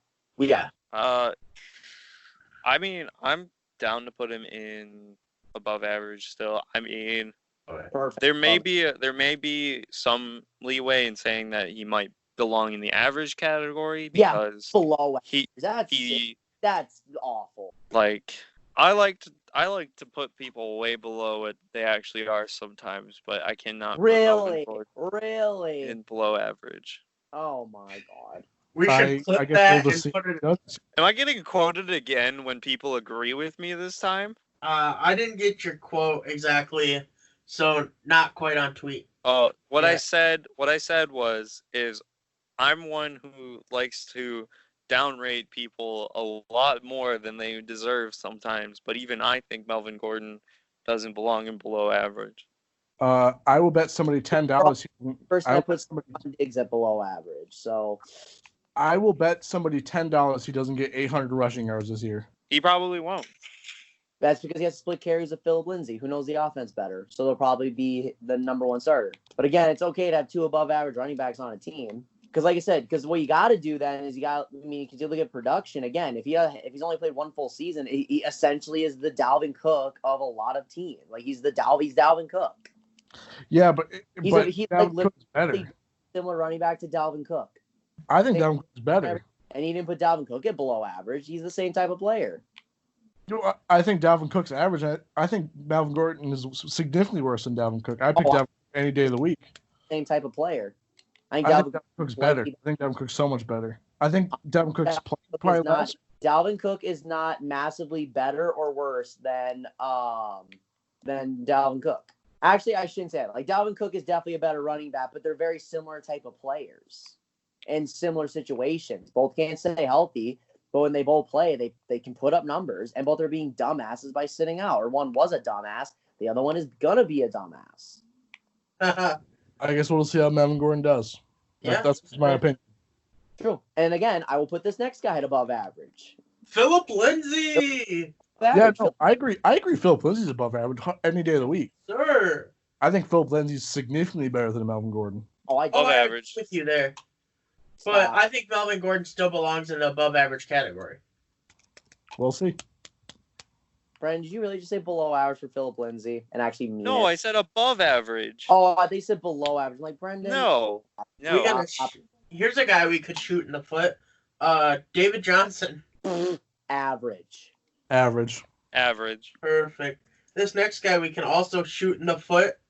Duke Johnson. I'm going to say above average. Really? Yes. Duke Average. Johnson actually just brings a whole different thing to the table. He is the better of the D Johnsons on the Texans. I don't know if he's not above average. He's not. Because I look at some of the guys at above average, I do not ever think of Duke Johnson in this category of players. No. I think Duke Johnson is average. Yeah, average is perfect for him. He's really solid. He can do some cool things every now and then, and awesome. Good for you, Duke. I tried, Duke. Mr. Marlon Mack. Marlon Mack's really good. I think above average. I think Marlon Mack is close to people like Miles Sanders and Aaron Jones. Yeah, so above average. Yeah. I kind of want to say average for Marlon Mack because he's very streaky. He will have 5 good games and 3 bad. You also got to look at his team last year. That is understandable. Was kind of special. I can see an improvement, which would put him in that above average. But here's the thing. So Marlon Mack's numbers could go down a little bit just because of Jonathan Taylor being there, but I still think Marlon Mack is an above average running back. He's a solid start, guy you can rely on. And I agree. If we're putting Miles Sanders and those guys and Devin Singletary, then we got to put Marlon Mack. I think I'm looking at this above average again. Honestly, the running back I like the most compared to him is Philip Lindsay. Yeah, I'd put those two around the same level, I think. Yeah, I think so too. I'm okay with him being an above average. I just wanted to bring up the streakiness. There. Next year, Jonathan Taylor, I think average rookie rule. I'm actually going to be the one to say above average. I think he's going to take his job, and Jonathan Taylor is insanely good. Because, again, I'm not going to play your guys' rookie rule because if that's the case, then why put rookies on? It's pointless. We're putting rookies on here for a reason. I think Jonathan Taylor is going to be the best running back in this class. Above average. He's going to be really good. He's going to take an amazing workload. He's going to be able to break away for a lot of good runs because he is a patient type of running back. And he's got a really good O-line in Indianapolis. Mix that with his speed, his athleticism, his vision. He's going to get some damn good runs. And he'll slowly start to take number 1 carries because he's going to be way too damn talented. And he is a pretty solid threat in the pass game as well. Okay, so if we're gonna put one running back rookie in the above average category, kind of like we did with the quarterback, kind of like we did with the receivers. Yeah, I think it would be Jonathan Taylor. Yeah, I agree. We have to at least have one, or else what's the point of doing rookies if we're all going to put them in average? I could see that. I'm just gonna say that I never thought we should put rookies on this list. If you go back to the archives. Last year, because you don't know what you're going to get from them, and that's why I initiated the rookie rule. But it's fun to talk about. Yeah, and that's why I bumped up a Joe Burrow because he's actually going to start in comparison to all the other rookie quarterbacks who aren't starting.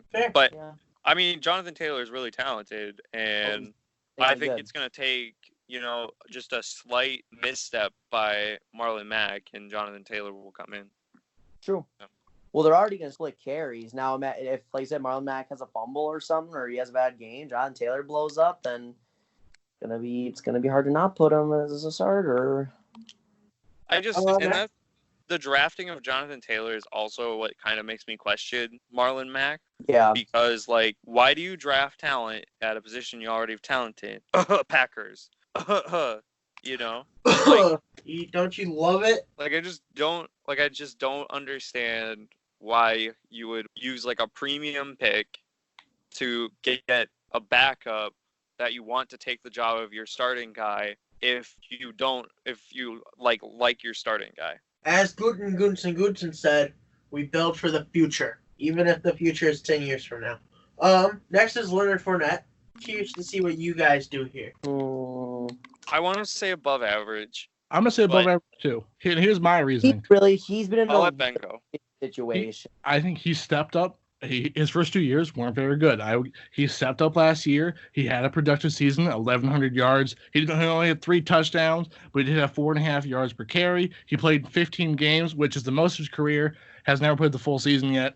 I think above average, and I could argue I could see average, and you put him average, I wouldn't be mad. But I think he's stepped up, but it's definitely gonna be a make or break for him this year. Well, I think it was a bad year this year. The Jags are probably going to get rid of him. Well, here's the thing. He kind of wants to leave the Jags, or the Jags already tried to get rid of him as soon as he said, "Oh, we should get Cam Newton." Yeah. See, and here's the thing. You can't even say that Leonard Fournette hasn't been productive. His first year in the league, he's a 1,000-yard rusher, 9 touchdown passes, and they went to the AFC Championship. 2018, he missed 8 games, still had nearly 500 rushing yards. And he had his best year last year in terms of rushing yards. Only 3 touchdown passes. But again, just because you don't score a lot of touchdowns doesn't mean you aren't a good running back. Let's see, average. Let me see. How many yards did he have per carry? Where's the stat on him? 4.5 last year. Which is the best in his career. Yep. Above average. I've convinced myself. I think above average is fair. He's also in shittiest situations in the NFL. I think that because Leonard Fournette will probably play to keep his job, and we have Marlon Mack, who's really good, but could potentially lose his job to somebody else in our above average, that Leonard Fournette is deserving. Above average. Yeah. Yeah, perfect. Next here we have Damian Williams. Average. I'd say he's dancing between average and above average, honestly. That's what I feel too. I would personally put him in average though. I would too. I mean, he played okay. He played good last year. I mean, let me pull up the stats real quick. So last year he played. Sorry, 1 second. He played 11 games. What offense is. Before you say anything, keep in mind who else is on that team and what the team does before anything else. That's true. So he played 11 games. He had 111 attempts for 498 yards. He did have a 91-yard touchdown in the receiving game. He had 200 yards. I think he's going to be average just because, again, I think you look at Kansas City's offense. He's good in the offense, but he's not the reason why the offense is good, Right, and another thing too, the next guy we're talking about, they drafted this guy because they feel like he can fit in the offense a little bit better. I think average is fair for Damian Williams. Yeah, I'm not mad. I just personally think that the thing with Damian Williams is actually the Chiefs. The Chiefs, if we want to nickname the Ravens Ground Force One, the Chiefs are very easily Air Force One. Oh, yeah. But they're also Legion of Zoom, so, I mean, that also has its own thing. But they rely on the passing game so much that Damian Williams doesn't get to emerge as much. Should have been Super Bowl MVP. Oh yeah, totally forgot about that. True. Clyde Edwards-Helaire. Average, but I think he's gonna fit in that offense so perfectly. He's the best receiving running back in this class. That's precisely why they drafted him. I would agree with that. Will he get a cool nickname like CEH if he does well? Probably. Clyde the Glide. I like that, actually. Ooh, I like that. Clyde the Glide. Sticking in the AFC West here, we got Austin Eckler. Above average. I would agree. I'd agree. Above average. That was above average if you couldn't hear. Yeah. Just want to make Matt sure Breida. Noah's not calling me out for saying below average again when I didn't. Fair. Matt Breida. Matt Breida, I feel like should belong in the above average category, mostly because I feel like if we look at what he did with San Fran, I think if he can do a fraction of that for the Dolphins are going to win games off of that alone. Well, plus their defense. But I'm really high on Matt Breida. I think he is definitely a really good running back, and I would upvote him. So I'm going to say average. So Matt Breida is the second string on the Dolphins. I don't think the Dolphins are ready yet to be a good team. I think if he has a good year this year, he could have established himself as above average. But I think just because he's going to be on this Dolphins team this next year, I think he's going to be average. Yeah, I'm changing mine to average because he got beat out. There's a reason they traded him. Won't be the best running back on that team. I guess that's fair. He kind of got traded also though because of a lot of cap issues that the Niners are going to have after this season because they have to re-sign players like George Kittle, Tevin Coleman, somebody big on defense I'm forgetting about. I think Eric Armstead actually. And so it's just like they have this talent, might as well move it, get somebody young to slot in, and hopefully they can progress. All right. Who's next year? Big bucks, no whammy. Jordan Howard. Average. I really like Jordan Howard. I do too, but I feel like I'm kind of with Ben on the whole this year's Dolphins thing. Yeah, and I mean, I know what his go to the stats is my first go to, but I'm looking at the stats here. His best year was 2016 with the Bears, 1,300 yards, 5.2 yards per carry. It's hard to judge him last year in Philadelphia because he only started 4 games. But he played in 10, started 4. He had 119 attempts for 500 yards. He wasn't really a big factor in the receiving game, only had 69 nice receiving yards last year. I think average is fair on the Dolphins team. Again, I think the Dolphins team in a couple of years could be better and he could move up, but I think average for now. I always think Jordan Howard has always been the best running back on his team. They just don't want to see it or admit it or, use him to the best of his ability. Guy's got great patience. Guys has elite strength at the running back position. He is the best running back on the Miami Dolphins. He was the best running back on the Chicago Bears, and he was the best running back in Philadelphia. But again, I can't help that other teams weren't smart enough to see that because, again, like we talked about the Bears, they just seem to cycle people out like it's nothing, The only problem I have I do think Miles Sanders was better last year for Philadelphia, but keep going. Well, yeah, again, it's easy to be better when someone doesn't play. Fair enough. Yeah, like it's a pretty easy thing to do. Like I could say that, I'm not going to get into that. But yeah, when Jordan Howard's healthy, he's the best running back on his respective team. He would have been last year had he been healthy. Because again, had Jordan Howard been healthy, who knows how much of Miles Sanders we would have seen. That's fair. So where's he going? And I will put him at above average. I have always been high on Jordan Howard. I thought he's always been disrespected. He's kind of like the Brandon Cooks at the running back position. He's just kind of disrespected. So that's a great comparison, actually. It's going to come to the best player that can't stay on a team. Jordan Howard's probably one of the most underappreciated running backs in the NFL. So it's going to come down to you, Duncan. Both me and Brendan said average, and Noah said above average. I could make an argument for both pretty easily. Yeah.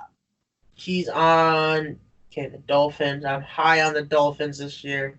It's true. You're high on Hey, he'll be the leading rusher on the Dolphins, so. I think I just have to go with average here just because. A good argument, too, is if you're looking at the above average guys, I'm looking here and I'm liking the majority guys. I would pretty much pick any of them over Jordan Howard. No, I guess no disrespect to him, but I think he's more comparable to our average category guys. I guess here's my thing. To me, I don't really care who's in the category. Like I'm gonna put you where you deserve to be, but oh well. I would put. I did my best, Jordan. I would put Jordan Howard in the above average category if he ended up on a team like Tampa Bay, but I think just Miami's not going to be a good spot for him. I think Miami's going to be a good spot for him. I think Miami's just going to be a shaky football team for another year. But I don't think it's going to take away from the talent of Jordan Howard. All right, next. James White. Actually, wait. I'll wait on that. You should let me go first. You go first. Sorry. So we got James White, right? James White is basically one of the, when it comes to like Super Bowls and what he's done in like playoffs, like James White is like the sole reason the Patriots have won 2 Super Bowls, and he's the sole reason why he's made it to another one. The sole reason they won Super Bowl. Sorry, he's an won important component to the team because he got the game-winning touchdowns in 2 different Super Bowls. Well, also keep him. Again, do I have to mention what Tom Brady did in that Super Bowl against Atlanta? Do I have to mention? No, you don't. But I don't. James White is the whole reason why they were able to swing out and, run the ball into the end zone to win the game. So, right? I'm looking at his stats real quick. It looks like he actually only scored touchdowns in 1 Super Bowl in 2016. Because in 2018, he did not score any postseason touchdowns. And he was on the team in 2014 when they went to the Super Bowl, but he did not play. I thought that he scored a touchdown in 2014. I was told that today, actually. His 2014 2014 he only had 9 attempts the whole year, 0 touchdowns, 38 yards, 0 touchdowns. He did not play in any of the postseason in 2014. I don't know. Okay. I want to talk about James White. So I think James White's strength has been more of a receiving back rather than a rushing back, which is very important value though in today's NFL. So that's true. Okay. I think part of the problem with him though is he's not playing with Tom Brady anymore. These are facts. He's going to play with Jarrett Stidham. From a purely rushing standpoint, his best season was 2018. He had 425 yards. A 27-yard run was his longest. Other than that, he's only clipped 200 rushing yards twice, 2018, 2019. Again, he has been more utilized as a receiving running back, having 500, 400, 700, 600 yards.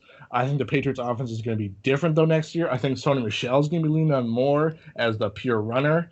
And I think without Tom Brady, it's going to be a different offense. So I think he still probably would be average, but I can't see him putting him in a higher category. I personally feel like Bill Belichick does not like Sony Michel, just because there will be times Sony Michel starts cooking. He was more involved in the offense last year. I feel like there's been times that Sony Michel has been cooking and Bell has just pulled him out. He's just not at all. There's a reason that Bill Belichick's giving him more of the ropes at the running back position. I think Sony Michel's the best pure runner on that team, running back wise. Yeah, but I don't think that's much of a running football team, and it hasn't been. I think James Martin. I think James White's average. I was going to say average. I just thought that everybody's going to try to throw him in below average. No, I think he's average. I think both the Patriots running backs low key should be average, but no, Sony Michel's above average. Sony Michel's below average. Yeah. Sony Michel's above average. So Sony Michel's quite good. Below. I think he's average. Well, Sony Michel fumbles. How many fumbles did he have last year? How many fumbles did he have last year? I am currently because you also said that Stephon Diggs has a case of the dropsies, and that's just not fucking true. So, please hold. When I've actually seen him play in person, he's dropped the ball. Whenever I've seen him play. Really? So, really? Which one time seeing him play in person? Which game? Preseason week 3. Stop right there. Stop. Skip. Stop. Hey, Brendan, how often does Sony Michel fumble? I'm trying to find him. Yeah. I've watched him fumble twice, though. At least. You have the stats. Please. I'm trying to find him. He's not even in the top 4 rushing. I also had the stats pulled up here. Last year, he had 2 fumbles. Oh, my Lord. Hey, I saw both of those. Oh, my Lord. That's too many. Oh, my Lord. Well, get him out of the NFL. If you want to compare him to another running back who's fumbled, Chris Carson had 7 last year. So. Oh, my. And you guys want to put him in elite. What? What? Yeah, but like, Yeah, Chris Carson. Oh my lord! Above average. Sony Michel, it has elite speed. That's the only thing he really does. It's elite, but he's a solid running back, and he's still in the backfield, and he's a threat in the pass game.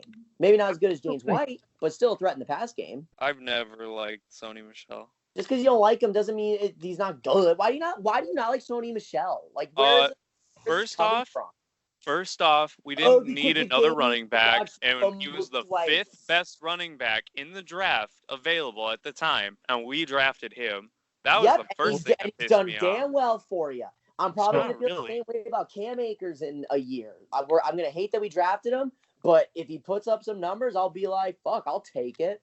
So I'm going to say average, and this is why. He had about 250 attempts last year, 900 yards. That's 3.7 yards per carry, which I don't think is personally very good. 7 touchdowns. He did have 2 fumbles. I think average is a fair spot to put him. I don't think he definitely was not above average last year. His stats were but I'm voting for average. I say above average because the fact that he had James White on that team and he still had nearly 1,000 rushing yards. Pretty damn good. And again, he's also in the backfield. He has elite speed. He is a patient runner who can read the offensive line. And obviously New England has a pretty solid offensive line. But Duncan, what do you think? And I think he's gonna. I also again, if we're gonna talk about this potential stuff, I think he's gonna have a really good year this year because again, I don't trust Jarrett Stidham. I think that he's gonna be Jarrett the release Stidham's the this next year. coming of God, Noah. Well, I don't think that's the case. For God this year, I think he's going to give God a little bit of a break. And so I would personally put him in above average this upcoming season just because I'm kind of high on him. Yes, but I wouldn't be upset at all if I saw him in average. I was going to say, I've been high on Sony Michel since he was at Georgia. I really like Sony Michel. I'm average. Sony Michel is one of the key components on that New England offense. That New England offense that dipped significantly last year. And again, keep in mind that they are a pass-first football team because they have this guy, the GOAT, Thomas Brady. I was trying to think of his middle name, but I couldn't think of it. Last year, it was Thomas the Bum Brady. But besides the point, I am going to move up on... Pats were second in the NFL in drop passes. I am going to move up on Sony Michel because now I actually saw his stats. I went through and I skipped over him. I thought he was not even in the top 50 rushers last year. The only bad stat he has to me is his yards per carry. That's the only bad stat to me. But see, to me, that's the most important. Terrible, but actually 3.1 is not good. But that's the only 3.7.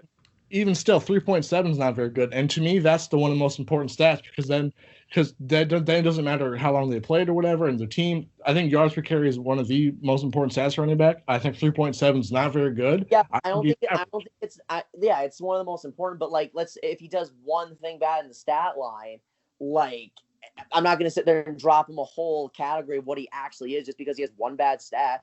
Because, again, everyone wanted to put Chris Carson, so I did too, but he had 7 fumbles. I don't like that, but I'm not going to take away from the talent that is Chris Carson. So, Brenda, what was your final vote? I was going to move up to average. So we have 2 average, 2 above average. John! Anybody want to change the vote? I will not change my vote. John! I'm going to put him at the bottom of the above average. Okay. But I definitely think that there is a few of the people at the top of the average category that could push him under them. I think Sony Michel's going to have a really solid year this year. I really do. I don't know. I don't think Bill wants to run the ball. I think he does because he doesn't believe in Jarrett Stidham. So, Jarrett Stidham's a good guy. Oh yeah, yes he is. He's a great guy. Yes, we're all of us are good guys. Doesn't mean we're good quarterbacks. Well, I am, but that's besides the point. You know who's not on our list? Who? Frank Gore. Oh my God. I was thinking about that earlier. But I was like, maybe Noah just skipped over him. Think about putting him on the list. Oh, I'm a terrible person. Let's do him next. Yeah, he deserves it. Okay. I think his effectiveness is going to be seen not on the stat line. I think Frank Gore is going to basically be a coach for Le'Veon Bell. Yes, and I agree with you there. And I think you're going to see splendid results from Le'Veon Bell because Frank Gore is back there. I think both the Jets running backs are average. I think that Frank Gore's average. Le'Veon Bell definitely is above average. Yes, No, I have that statement. I think he I had a agree bad with- year last year, and I think Yeah, he's and going to come. honestly, I may even take it a step further. Jets have a better offensive line. Le'Veon Bell played a full season after taking a full year off. He is very capable of getting back to that elite category next year. So easily capable. I think Frank Gore's. Well, let's pick where Frank Gore's average. We agree on that, or Yeah, Yeah. I agree Okay. with that. I'm looking at last year at the Jets. Le'Veon Bell, he had actually had worse stats than Sony Michel. He 245, about the same carries. He only had 789 yards, 3.2 I carry. said the reason why his stats are bad. I literally said the reasons. Had a I terrible know. offensive I line. know. But He was out of shape here, and by that point, he didn't give a fuck because, like, seriously, he was not trying. You could so tell, like, the way he ran, the way he played, he didn't care. Heck, I didn't really know if he fully wanted to be there. But I think, given the situation, I don't think his he's offensive this better. year. This year, he's gonna have a full year of health and injury. No injuries.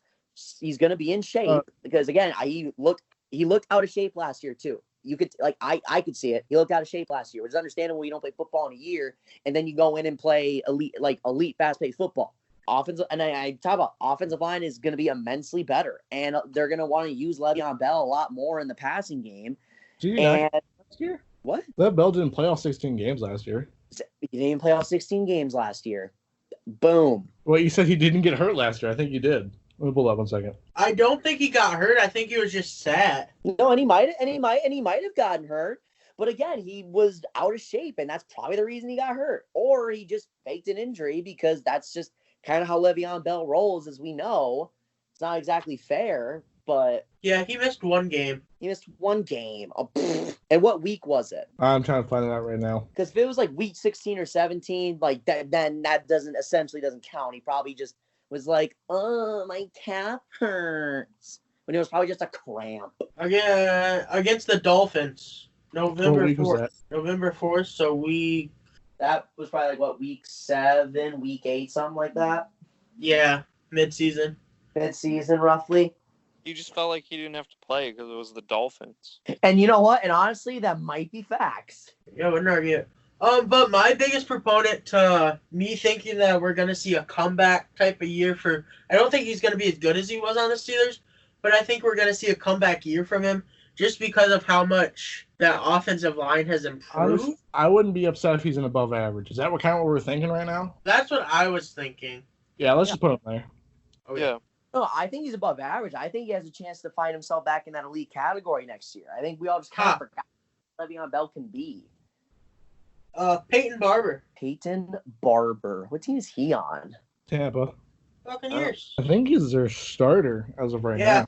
Yeah, he's their starter. Average? Yeah. I don't think he's below average by Yeah, a I lot think of he's memes. average. Well, yeah, because I don't think he's below average. So I guess So quick. I don't know if it will change your opinions, but here's the stats for last year. He played all 16 games, had 150 attempts for 470 yards, 3.1 yards per carry. He had 100 receiving yards. I would say, I think, based on full career numbers, I say below average, but. Oh, yeah, we could put him at below average if you want to. We need more bodies down there. Yeah. It's a good place for him. Because Ronald Jones is a better running back as it stands right now. I think so too. At better stats. Okay. Now we're getting to our last three here. I'm curious to see where you guys rank this guy, because even though he's on the rival team of my favorite team, I really am really high on him, Josh Jacobs. I think he's above average. I think Josh Jacobs is really good. Yeah, above average. I agree. I would almost argue he's elite. I was going to say, I think this year he might prove himself to be elite, but I would put him in above average for now. And honestly, with the running back position, it's a lot easier to be elite early on in your career as a younger player. I'm still going to say above average for now, but my answer could change in a year very easily. Heck, even halfway through the season, I might be like, damn, Josh Jacobs, top 7 in the league, top 5 in the league. Alrighty, next year we got James Conner. I'm gonna say average. Yeah, He hasn't I'm gonna agree. He hasn't played a full career, a full season. great, but he's always been a really solid running back. Right. Last year he played 10 games, 116 attempts, 400 yards, 4 yards per carry. He had 250 receiving yards. I think average is fair. Yeah, I wouldn't dispute that. And finally, Yeah, top. Just put him there. Yeah, King like Henry. Derek King Henry, elite, top 3 running back. Henry. Number 1 running back in the league, debatably. Debatably. You could very easily debate it. He's All right, like so- the best pure rusher in the league. That's not debatable. So I'm looking at the list. I want to talk about this one more time. I'm looking. We have 1, 2, 3, 4, 5. 1, 2, 3, 6. Is it 5 or 6 in our league? Six in the league. We still have Chris Carson down there. Yep. We have a pretty thick above average and average. If looking at our average and above average and the players that are there, I believe both Aaron Jones and Chris Carson should be moved to elite. Nope. I'd agree with that. I do not agree I with think it. based on I our actually- list, I think they are both better than everybody else, a significant amount of an above average. So I think No, because I think Dalvin Cook is better than both Chris Carson and potentially better than Aaron Jones. We put him at average. Well, that's because he's not going to play, Noah. But I'm just He talking. shot himself in the foot.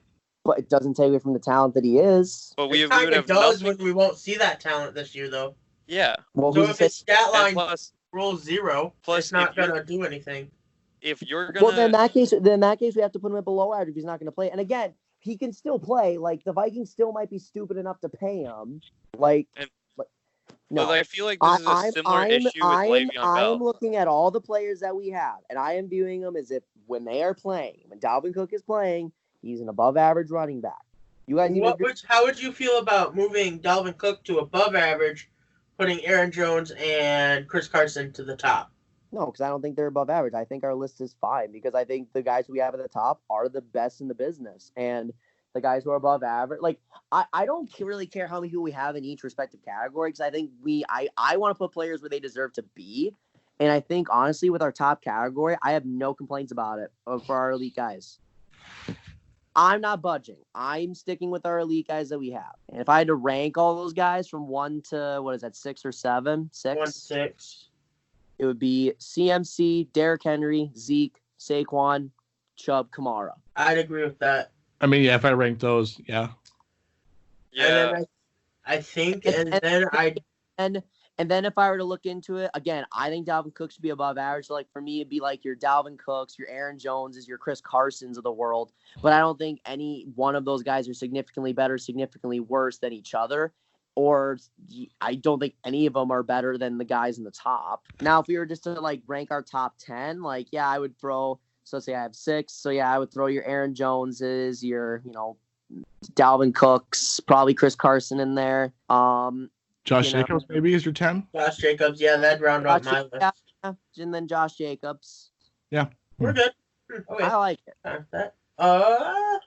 Then Chris Carson will go to poll. We'll see what happens from our fans. Yeah, if Chris Carson does get voted as top, though, I do feel that we need to move Aaron Jones up. I do too, because I still think Aaron Jones is better than Chris Carson. I mean, Don't, but I think they're on the same level. yeah, I guess by law we have to. I guess doesn't mean I agree with it, but that's fair because I do think Aaron Jones is better than Chris Carson. So, Well, we're talking about running backs, and we do a thing where what was it?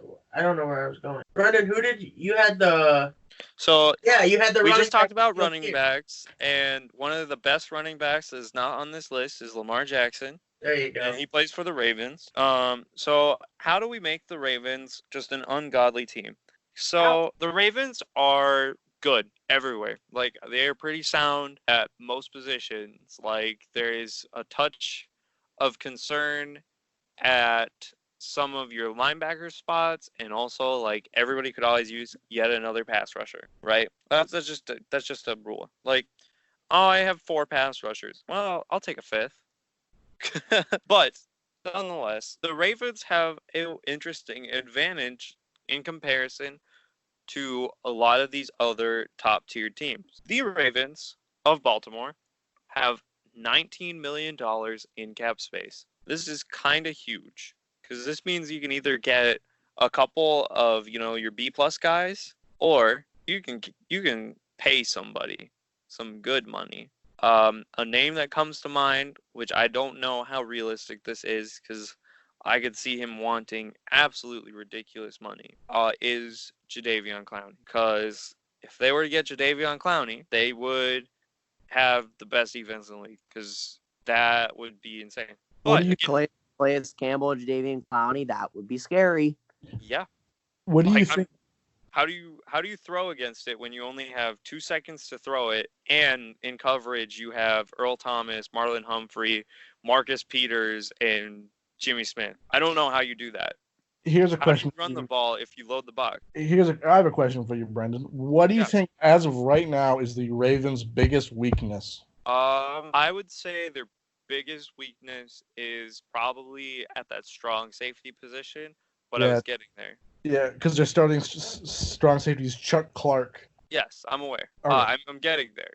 Okay. Jadeveon Clowney, though, if you can get him for cheap, like, I don't think that having a hole at strong safety is going to do much, because you're just going to sack the quarterback before they can even look at that side of the field. Nonetheless, Jadeveon Clowney might walk up and be like, yeah, I want $30 million, because Jadeveon Clowney is just out to make a shit ton of money. So he might not happen. That's not realistic.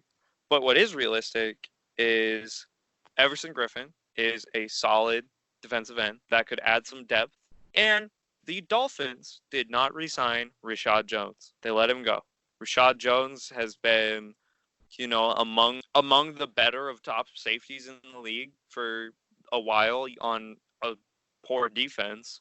But so I think the move might be to pick up Rashad Jones for the strong safety spot, so that way you really can't throw against that secondary. And then maybe picking up like an Everson Griffin to run the edge. Mm-hmm. So I'm looking at their defensive ends right now. I believe it's Calais Campbell and Derek Wolfe. Yep. Rashad Jones, the only concern I have about him is obviously age and durability. He's played 4 full seasons over his 10-year career. He's 32, going on 33 years old. But to the Ravens' advantage, you probably get him for cheap then. So you probably wouldn't be huge cap hit. That was what I was thinking, and I think he can bring enough talent that they could push them over the hump for, maybe potentially, like, I'm thinking 1 or 2 Super Bowls. Because, like I said, the Ravens have a lot there to work with. Like, their offense is impeccable. Mm-hmm. Like, with the addition of J.K. Dobbins, if he works out, I don't know how you would even better that offense. One of the best O-lines in football. I mean, Lamar Jackson did lead the league in passing and passing touchdowns, as much as I make fun of him for being a running quarterback. I'm mostly just afraid that quarterbacks are only going to run in the future and pass it once in a while, and we're going to be like, he threw the ball? We can do that? But besides the point, I think the Ravens just need to patch up very slight minor holes on defense, and they will be an unstoppable force. I like Rashard Jones too, because he does then bring a veteran aspect. They do have a lot of younger players on their defense, so just bringing another leader in, another older veteran who knows the ropes, would be a good idea. Yeah, and that's what I was thinking. And with Everson Griffin also, if they wanted to switch to some 4-3 sets, then he could take some snaps at like more defensive tackle area. Even Derek Wolfe can probably do that though, because he's kind of a larger defensive end. But that was my thought process there. Is just that could push the Ravens to be. I'm honestly thinking 15-1, just because they won't care week 17. Wow. I mean, I have them going again, Baltimore's my Super Bowl pick, so can't argue with that, I guess. I mean, shoot, Baltimore's gonna be good. Is it Ben's turn this week? My turn, I think. Yeah, because it goes Duncan, me, Noah, Brendan, if I remember right. Yeah. Okay. So it'll be Duncan, then it'll be me. All right. All right. Can you see the wheel? I see half of the wheel. I see. Yeah, half the wheel. You haven't been really showing us a full screen no. like all day. What about now? I can see slightly more. Well, Teams I trust you to pick a good team. Just don't get the Bears, because again, I want the Bears. Are you gonna put this on? Are you gonna live it on Instagram? Yeah, like always. Okay. Let's go to Instagram, guys. What's up, everybody? So we are gonna spin the wheel for my team this week. Who is my team gonna be? I'd like the Bears, the Broncos. Yes, it's gonna be the Steelers. Saints. I'm okay with most of these teams as long as I don't want the Titans. Please don't be the Bears. Let's go. Yes! Who do you get? Oh, Jesus. Look at that. Dang. Wow. He's gonna be like, don't do anything. Best team ever. Don't change anything. We're going 14-2. Don't change anything. We're going 18-0. We're gonna be the first team to go 19-0 in NFL history. You know it. So next week I will be giving They my wouldn't be the first team, code though. Denver Broncos style. The Dolphins did it way back in the day. It wasn't 19-0 though. It was a shorter season. I think they went 17-0. Oh, that's right. Right. They would I got what you're saying. They'd be the first 19-0 season, but they would not be the first undefeated season. Gotcha. I got you. I should have specified that a little more. No, I just had slow brain hours. It's okay. No. I also was being way too articulate. That was just a weird they'd be the first team to go 19-0. Like then people be like, no, who cares? No, I'm just simple headed. But you know who didn't go? Could have been the first 19-0 team. Not the Pats. The Pats could have been 07, but yeah, if they would have had Jarrett Stidham, they would have. Stop. No, they wouldn't have. Yeah, they would have, because Jarrett Stidham can put the ball anywhere, and he would have had Randy Moss. You're right. He can put it anywhere, even in his opponent's hands. If he wants to, yeah. Sure. He had to make Tom's game look extra flamed, because Tom Brady was paying him money under the table and giving him extra lessons. But he bought the lessons from an actually good quarterback like Joe Montana. Oh, yeah. So that's how that was working. Well, from toasting one of our members' team to the other, you know who else was really good that didn't win a Super Bowl? Who? Help me out. Who? That would have been the 2013 or 2012-2013 Green Bay Packers. Ooh. You know who's on that team? Ooh. Are today's topic of Hall of Fame or Hall of Lame, Greg Jennings. Except for Greg Jennings did win a Super Bowl. I put the team on my back door. No, he did. I'm just saying, that year they didn't win a Super Bowl. They were really good and didn't win a Super Bowl. Yeah. Well, yeah, because right. the Packers. Because that was 2012. They went 15-1, right? That was 2014. They went 15-1. What? Who they? Wait a minute. Let me think. So, because 09 was. Oh, it's okay. Because 09 was won by the Saints. And we won 2010. 2010 would have been 2010 was Green Bay, wasn't it?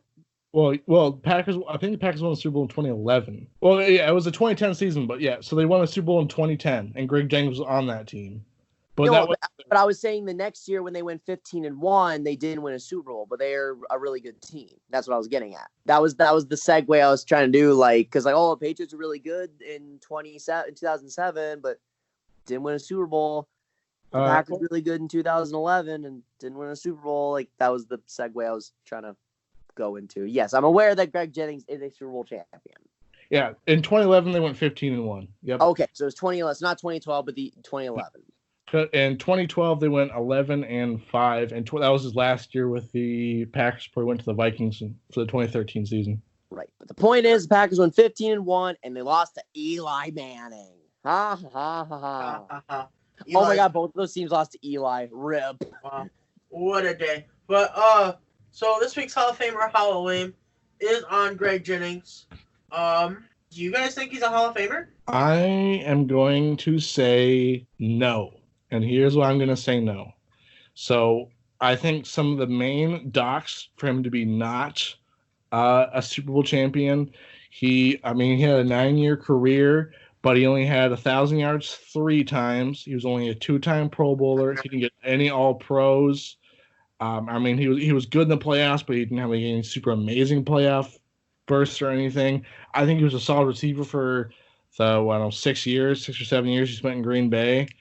I don't think he is a Hall of Fame caliber wide receiver, especially. I know we've talked receivers a couple times, and there's so many good receivers still waiting in the Hall of Fame. I don't think Greg Jennings compares to a lot of them, so I'm going to sadly say no. I love Greg Jennings, but I'm going to say no. I am also going to say no here, just because I think he needed to he did make an impact there for a few years.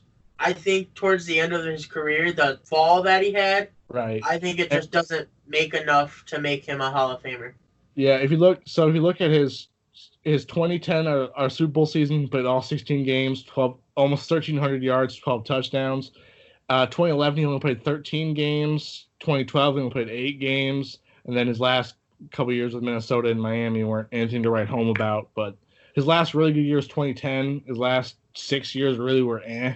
I mean, his highest was 2011 with 900 receiving yards, but I don't think he is enough to warrant a Hall of Fame. Well, we think of... So I want to bring up a name to you. Actually, I want to do this differently now, because that was extra gimmicky and extra dumb. I just want to keep it extra gimmicky. I think if anybody can break their leg and come back into the game and still get like 400 receiving yards and 7 touchdowns, that they belong in the Hall of Fame. I don't care if that was only one game, but this was Greg Jennings. He put the team on his back, though. And he did have the Super Bowl year. He did a really good year, and he ended up having a good Super Bowl. He got 2 touchdowns against the Steelers, but after that, it was really not much. At that point in his career, Jordy Nelson was becoming the number 1 wide receiver. We drafted Devontae in 2014, so he was kind of on the way out. I just don't think he was enough to warrant a Hall of Fame. He put the team on his back, though. He do put the team on his back, though. Greg Jennings. I will make a case for it. I'll make a case for it. So let's just go from his run from 2017 up till about 2013, because that was when he was like good, like really, really good. From what I'm seeing, his stat. Well, first off, he should have had 4 straight years of 1,000-yard seasons had he not missed 3 games in 2007. One thing I've always known about Greg Jennings is he's always been one of the most polished players in his respective position. He's always been one of the most targeted receivers at his respective position. That's with playing with the likes of Donald Driver. I don't think he ever played with Devontae Adams, because Devontae Adams was drafted in 2014, Ben? 2014 was when Devontae Adams was drafted, right? Yeah. Okay, so he never got to play with Devontae Adams, but no, he didn't. Playing with Donald Driver, playing with Jordy Nelson, and all that, he's never been the number 1 receiver, and he still puts up nearly 1,300, 1,200, and another season of nearly 1,300 yards on 100 plus, 125 targets, catching 80 balls. Like, those stats are going to put you in like top 10 the NFL category. So I think for a stretch of like, let's see, so that would have been 1, 2, 3, 4, 5, 6, like 6 to 7, because in his first year in Minnesota, he was also really solid, 804 yards. He had 1 bad year, but that was his last year in Green Bay. I think it was for a good chunk. He only. Oh yeah, he only started 5 games. So yeah, so for like a stretch of like 7 plus, like 6 to 8 years, he was arguably a top 10, top 15, or up there, and one of the most talked about better wide receivers in the game. Because I remember when he left Green Bay, everyone was talking about how this was going to be big for the Vikings. Like, that doesn't just happen because he's an average guy. That happens because he's a perennial Pro Bowl. And I mean, the Pro Bowl is a joke, but 2-time Pro Bowler, never made the All-Pro team, which is a big thing because obviously you want Hall of Famers to make it to the All-Pro. But you know what? If I think Julian Edelman's a Hall of Famer, which I stand by that, I would say Greg Jennings. I think you got to make a case for it. Quick fun fact for you: Greg Jennings' best year being 2010. He didn't make All-Pro. The Packers had a handful of All-Pro players, including John Kuhn was an All-Pro that year. John Kuhn. Yeah, but those are different positions. Or you're just saying that just for shits. I was just saying that as a fun fact. And they did. Do you still have your John Kuhn jersey? Yeah, and they did win the Super. Yes, I do. Good. All right, so I said no. Noah says yes. Screw it. I'll say yes. Great. Book it. Jennings put the team on his back, though. And he put the team on his back, though. Brendan, So is that 2 yes, 2 no? Greg Well, Jennings. who else said yes? I said yes. Greg Jennings. Is that a yes from Brendan? I think He put so. the team on his back, though. All right, if Brendan says yes, I'm going to say yes. Hall of Fame, baby! Let's go! Hall of Fame just for his virtual life. Wild. Actually, I thought of somebody who'd be really good because I think it would make a lot of us have to do some investigation for next week. Who's that? Drop it on us. Corey Dillon. It got brought up when we were talking about Shady McCoy, and I think that would be a fun one to talk about. All right, next week, Corey Dillon. He's also my favorite running back in Madden right now. So Interesting. All right, anything else this week? Nope. I got nothing. Oongie Boongie. Perfect. For this, make sure you follow us on Twitter, Instagram, Facebook, and all those places on social media at SighSquadPod. Make sure you vote on the poll this week. Where does Chris Carson belong? Above average, elite, for this next season. And yeah, for the SighSquad podcast, I'm Duncan. I'm Ben. I'm Noah. I'm not Greg Jennings and put my team on my back, though. What he wishes he was.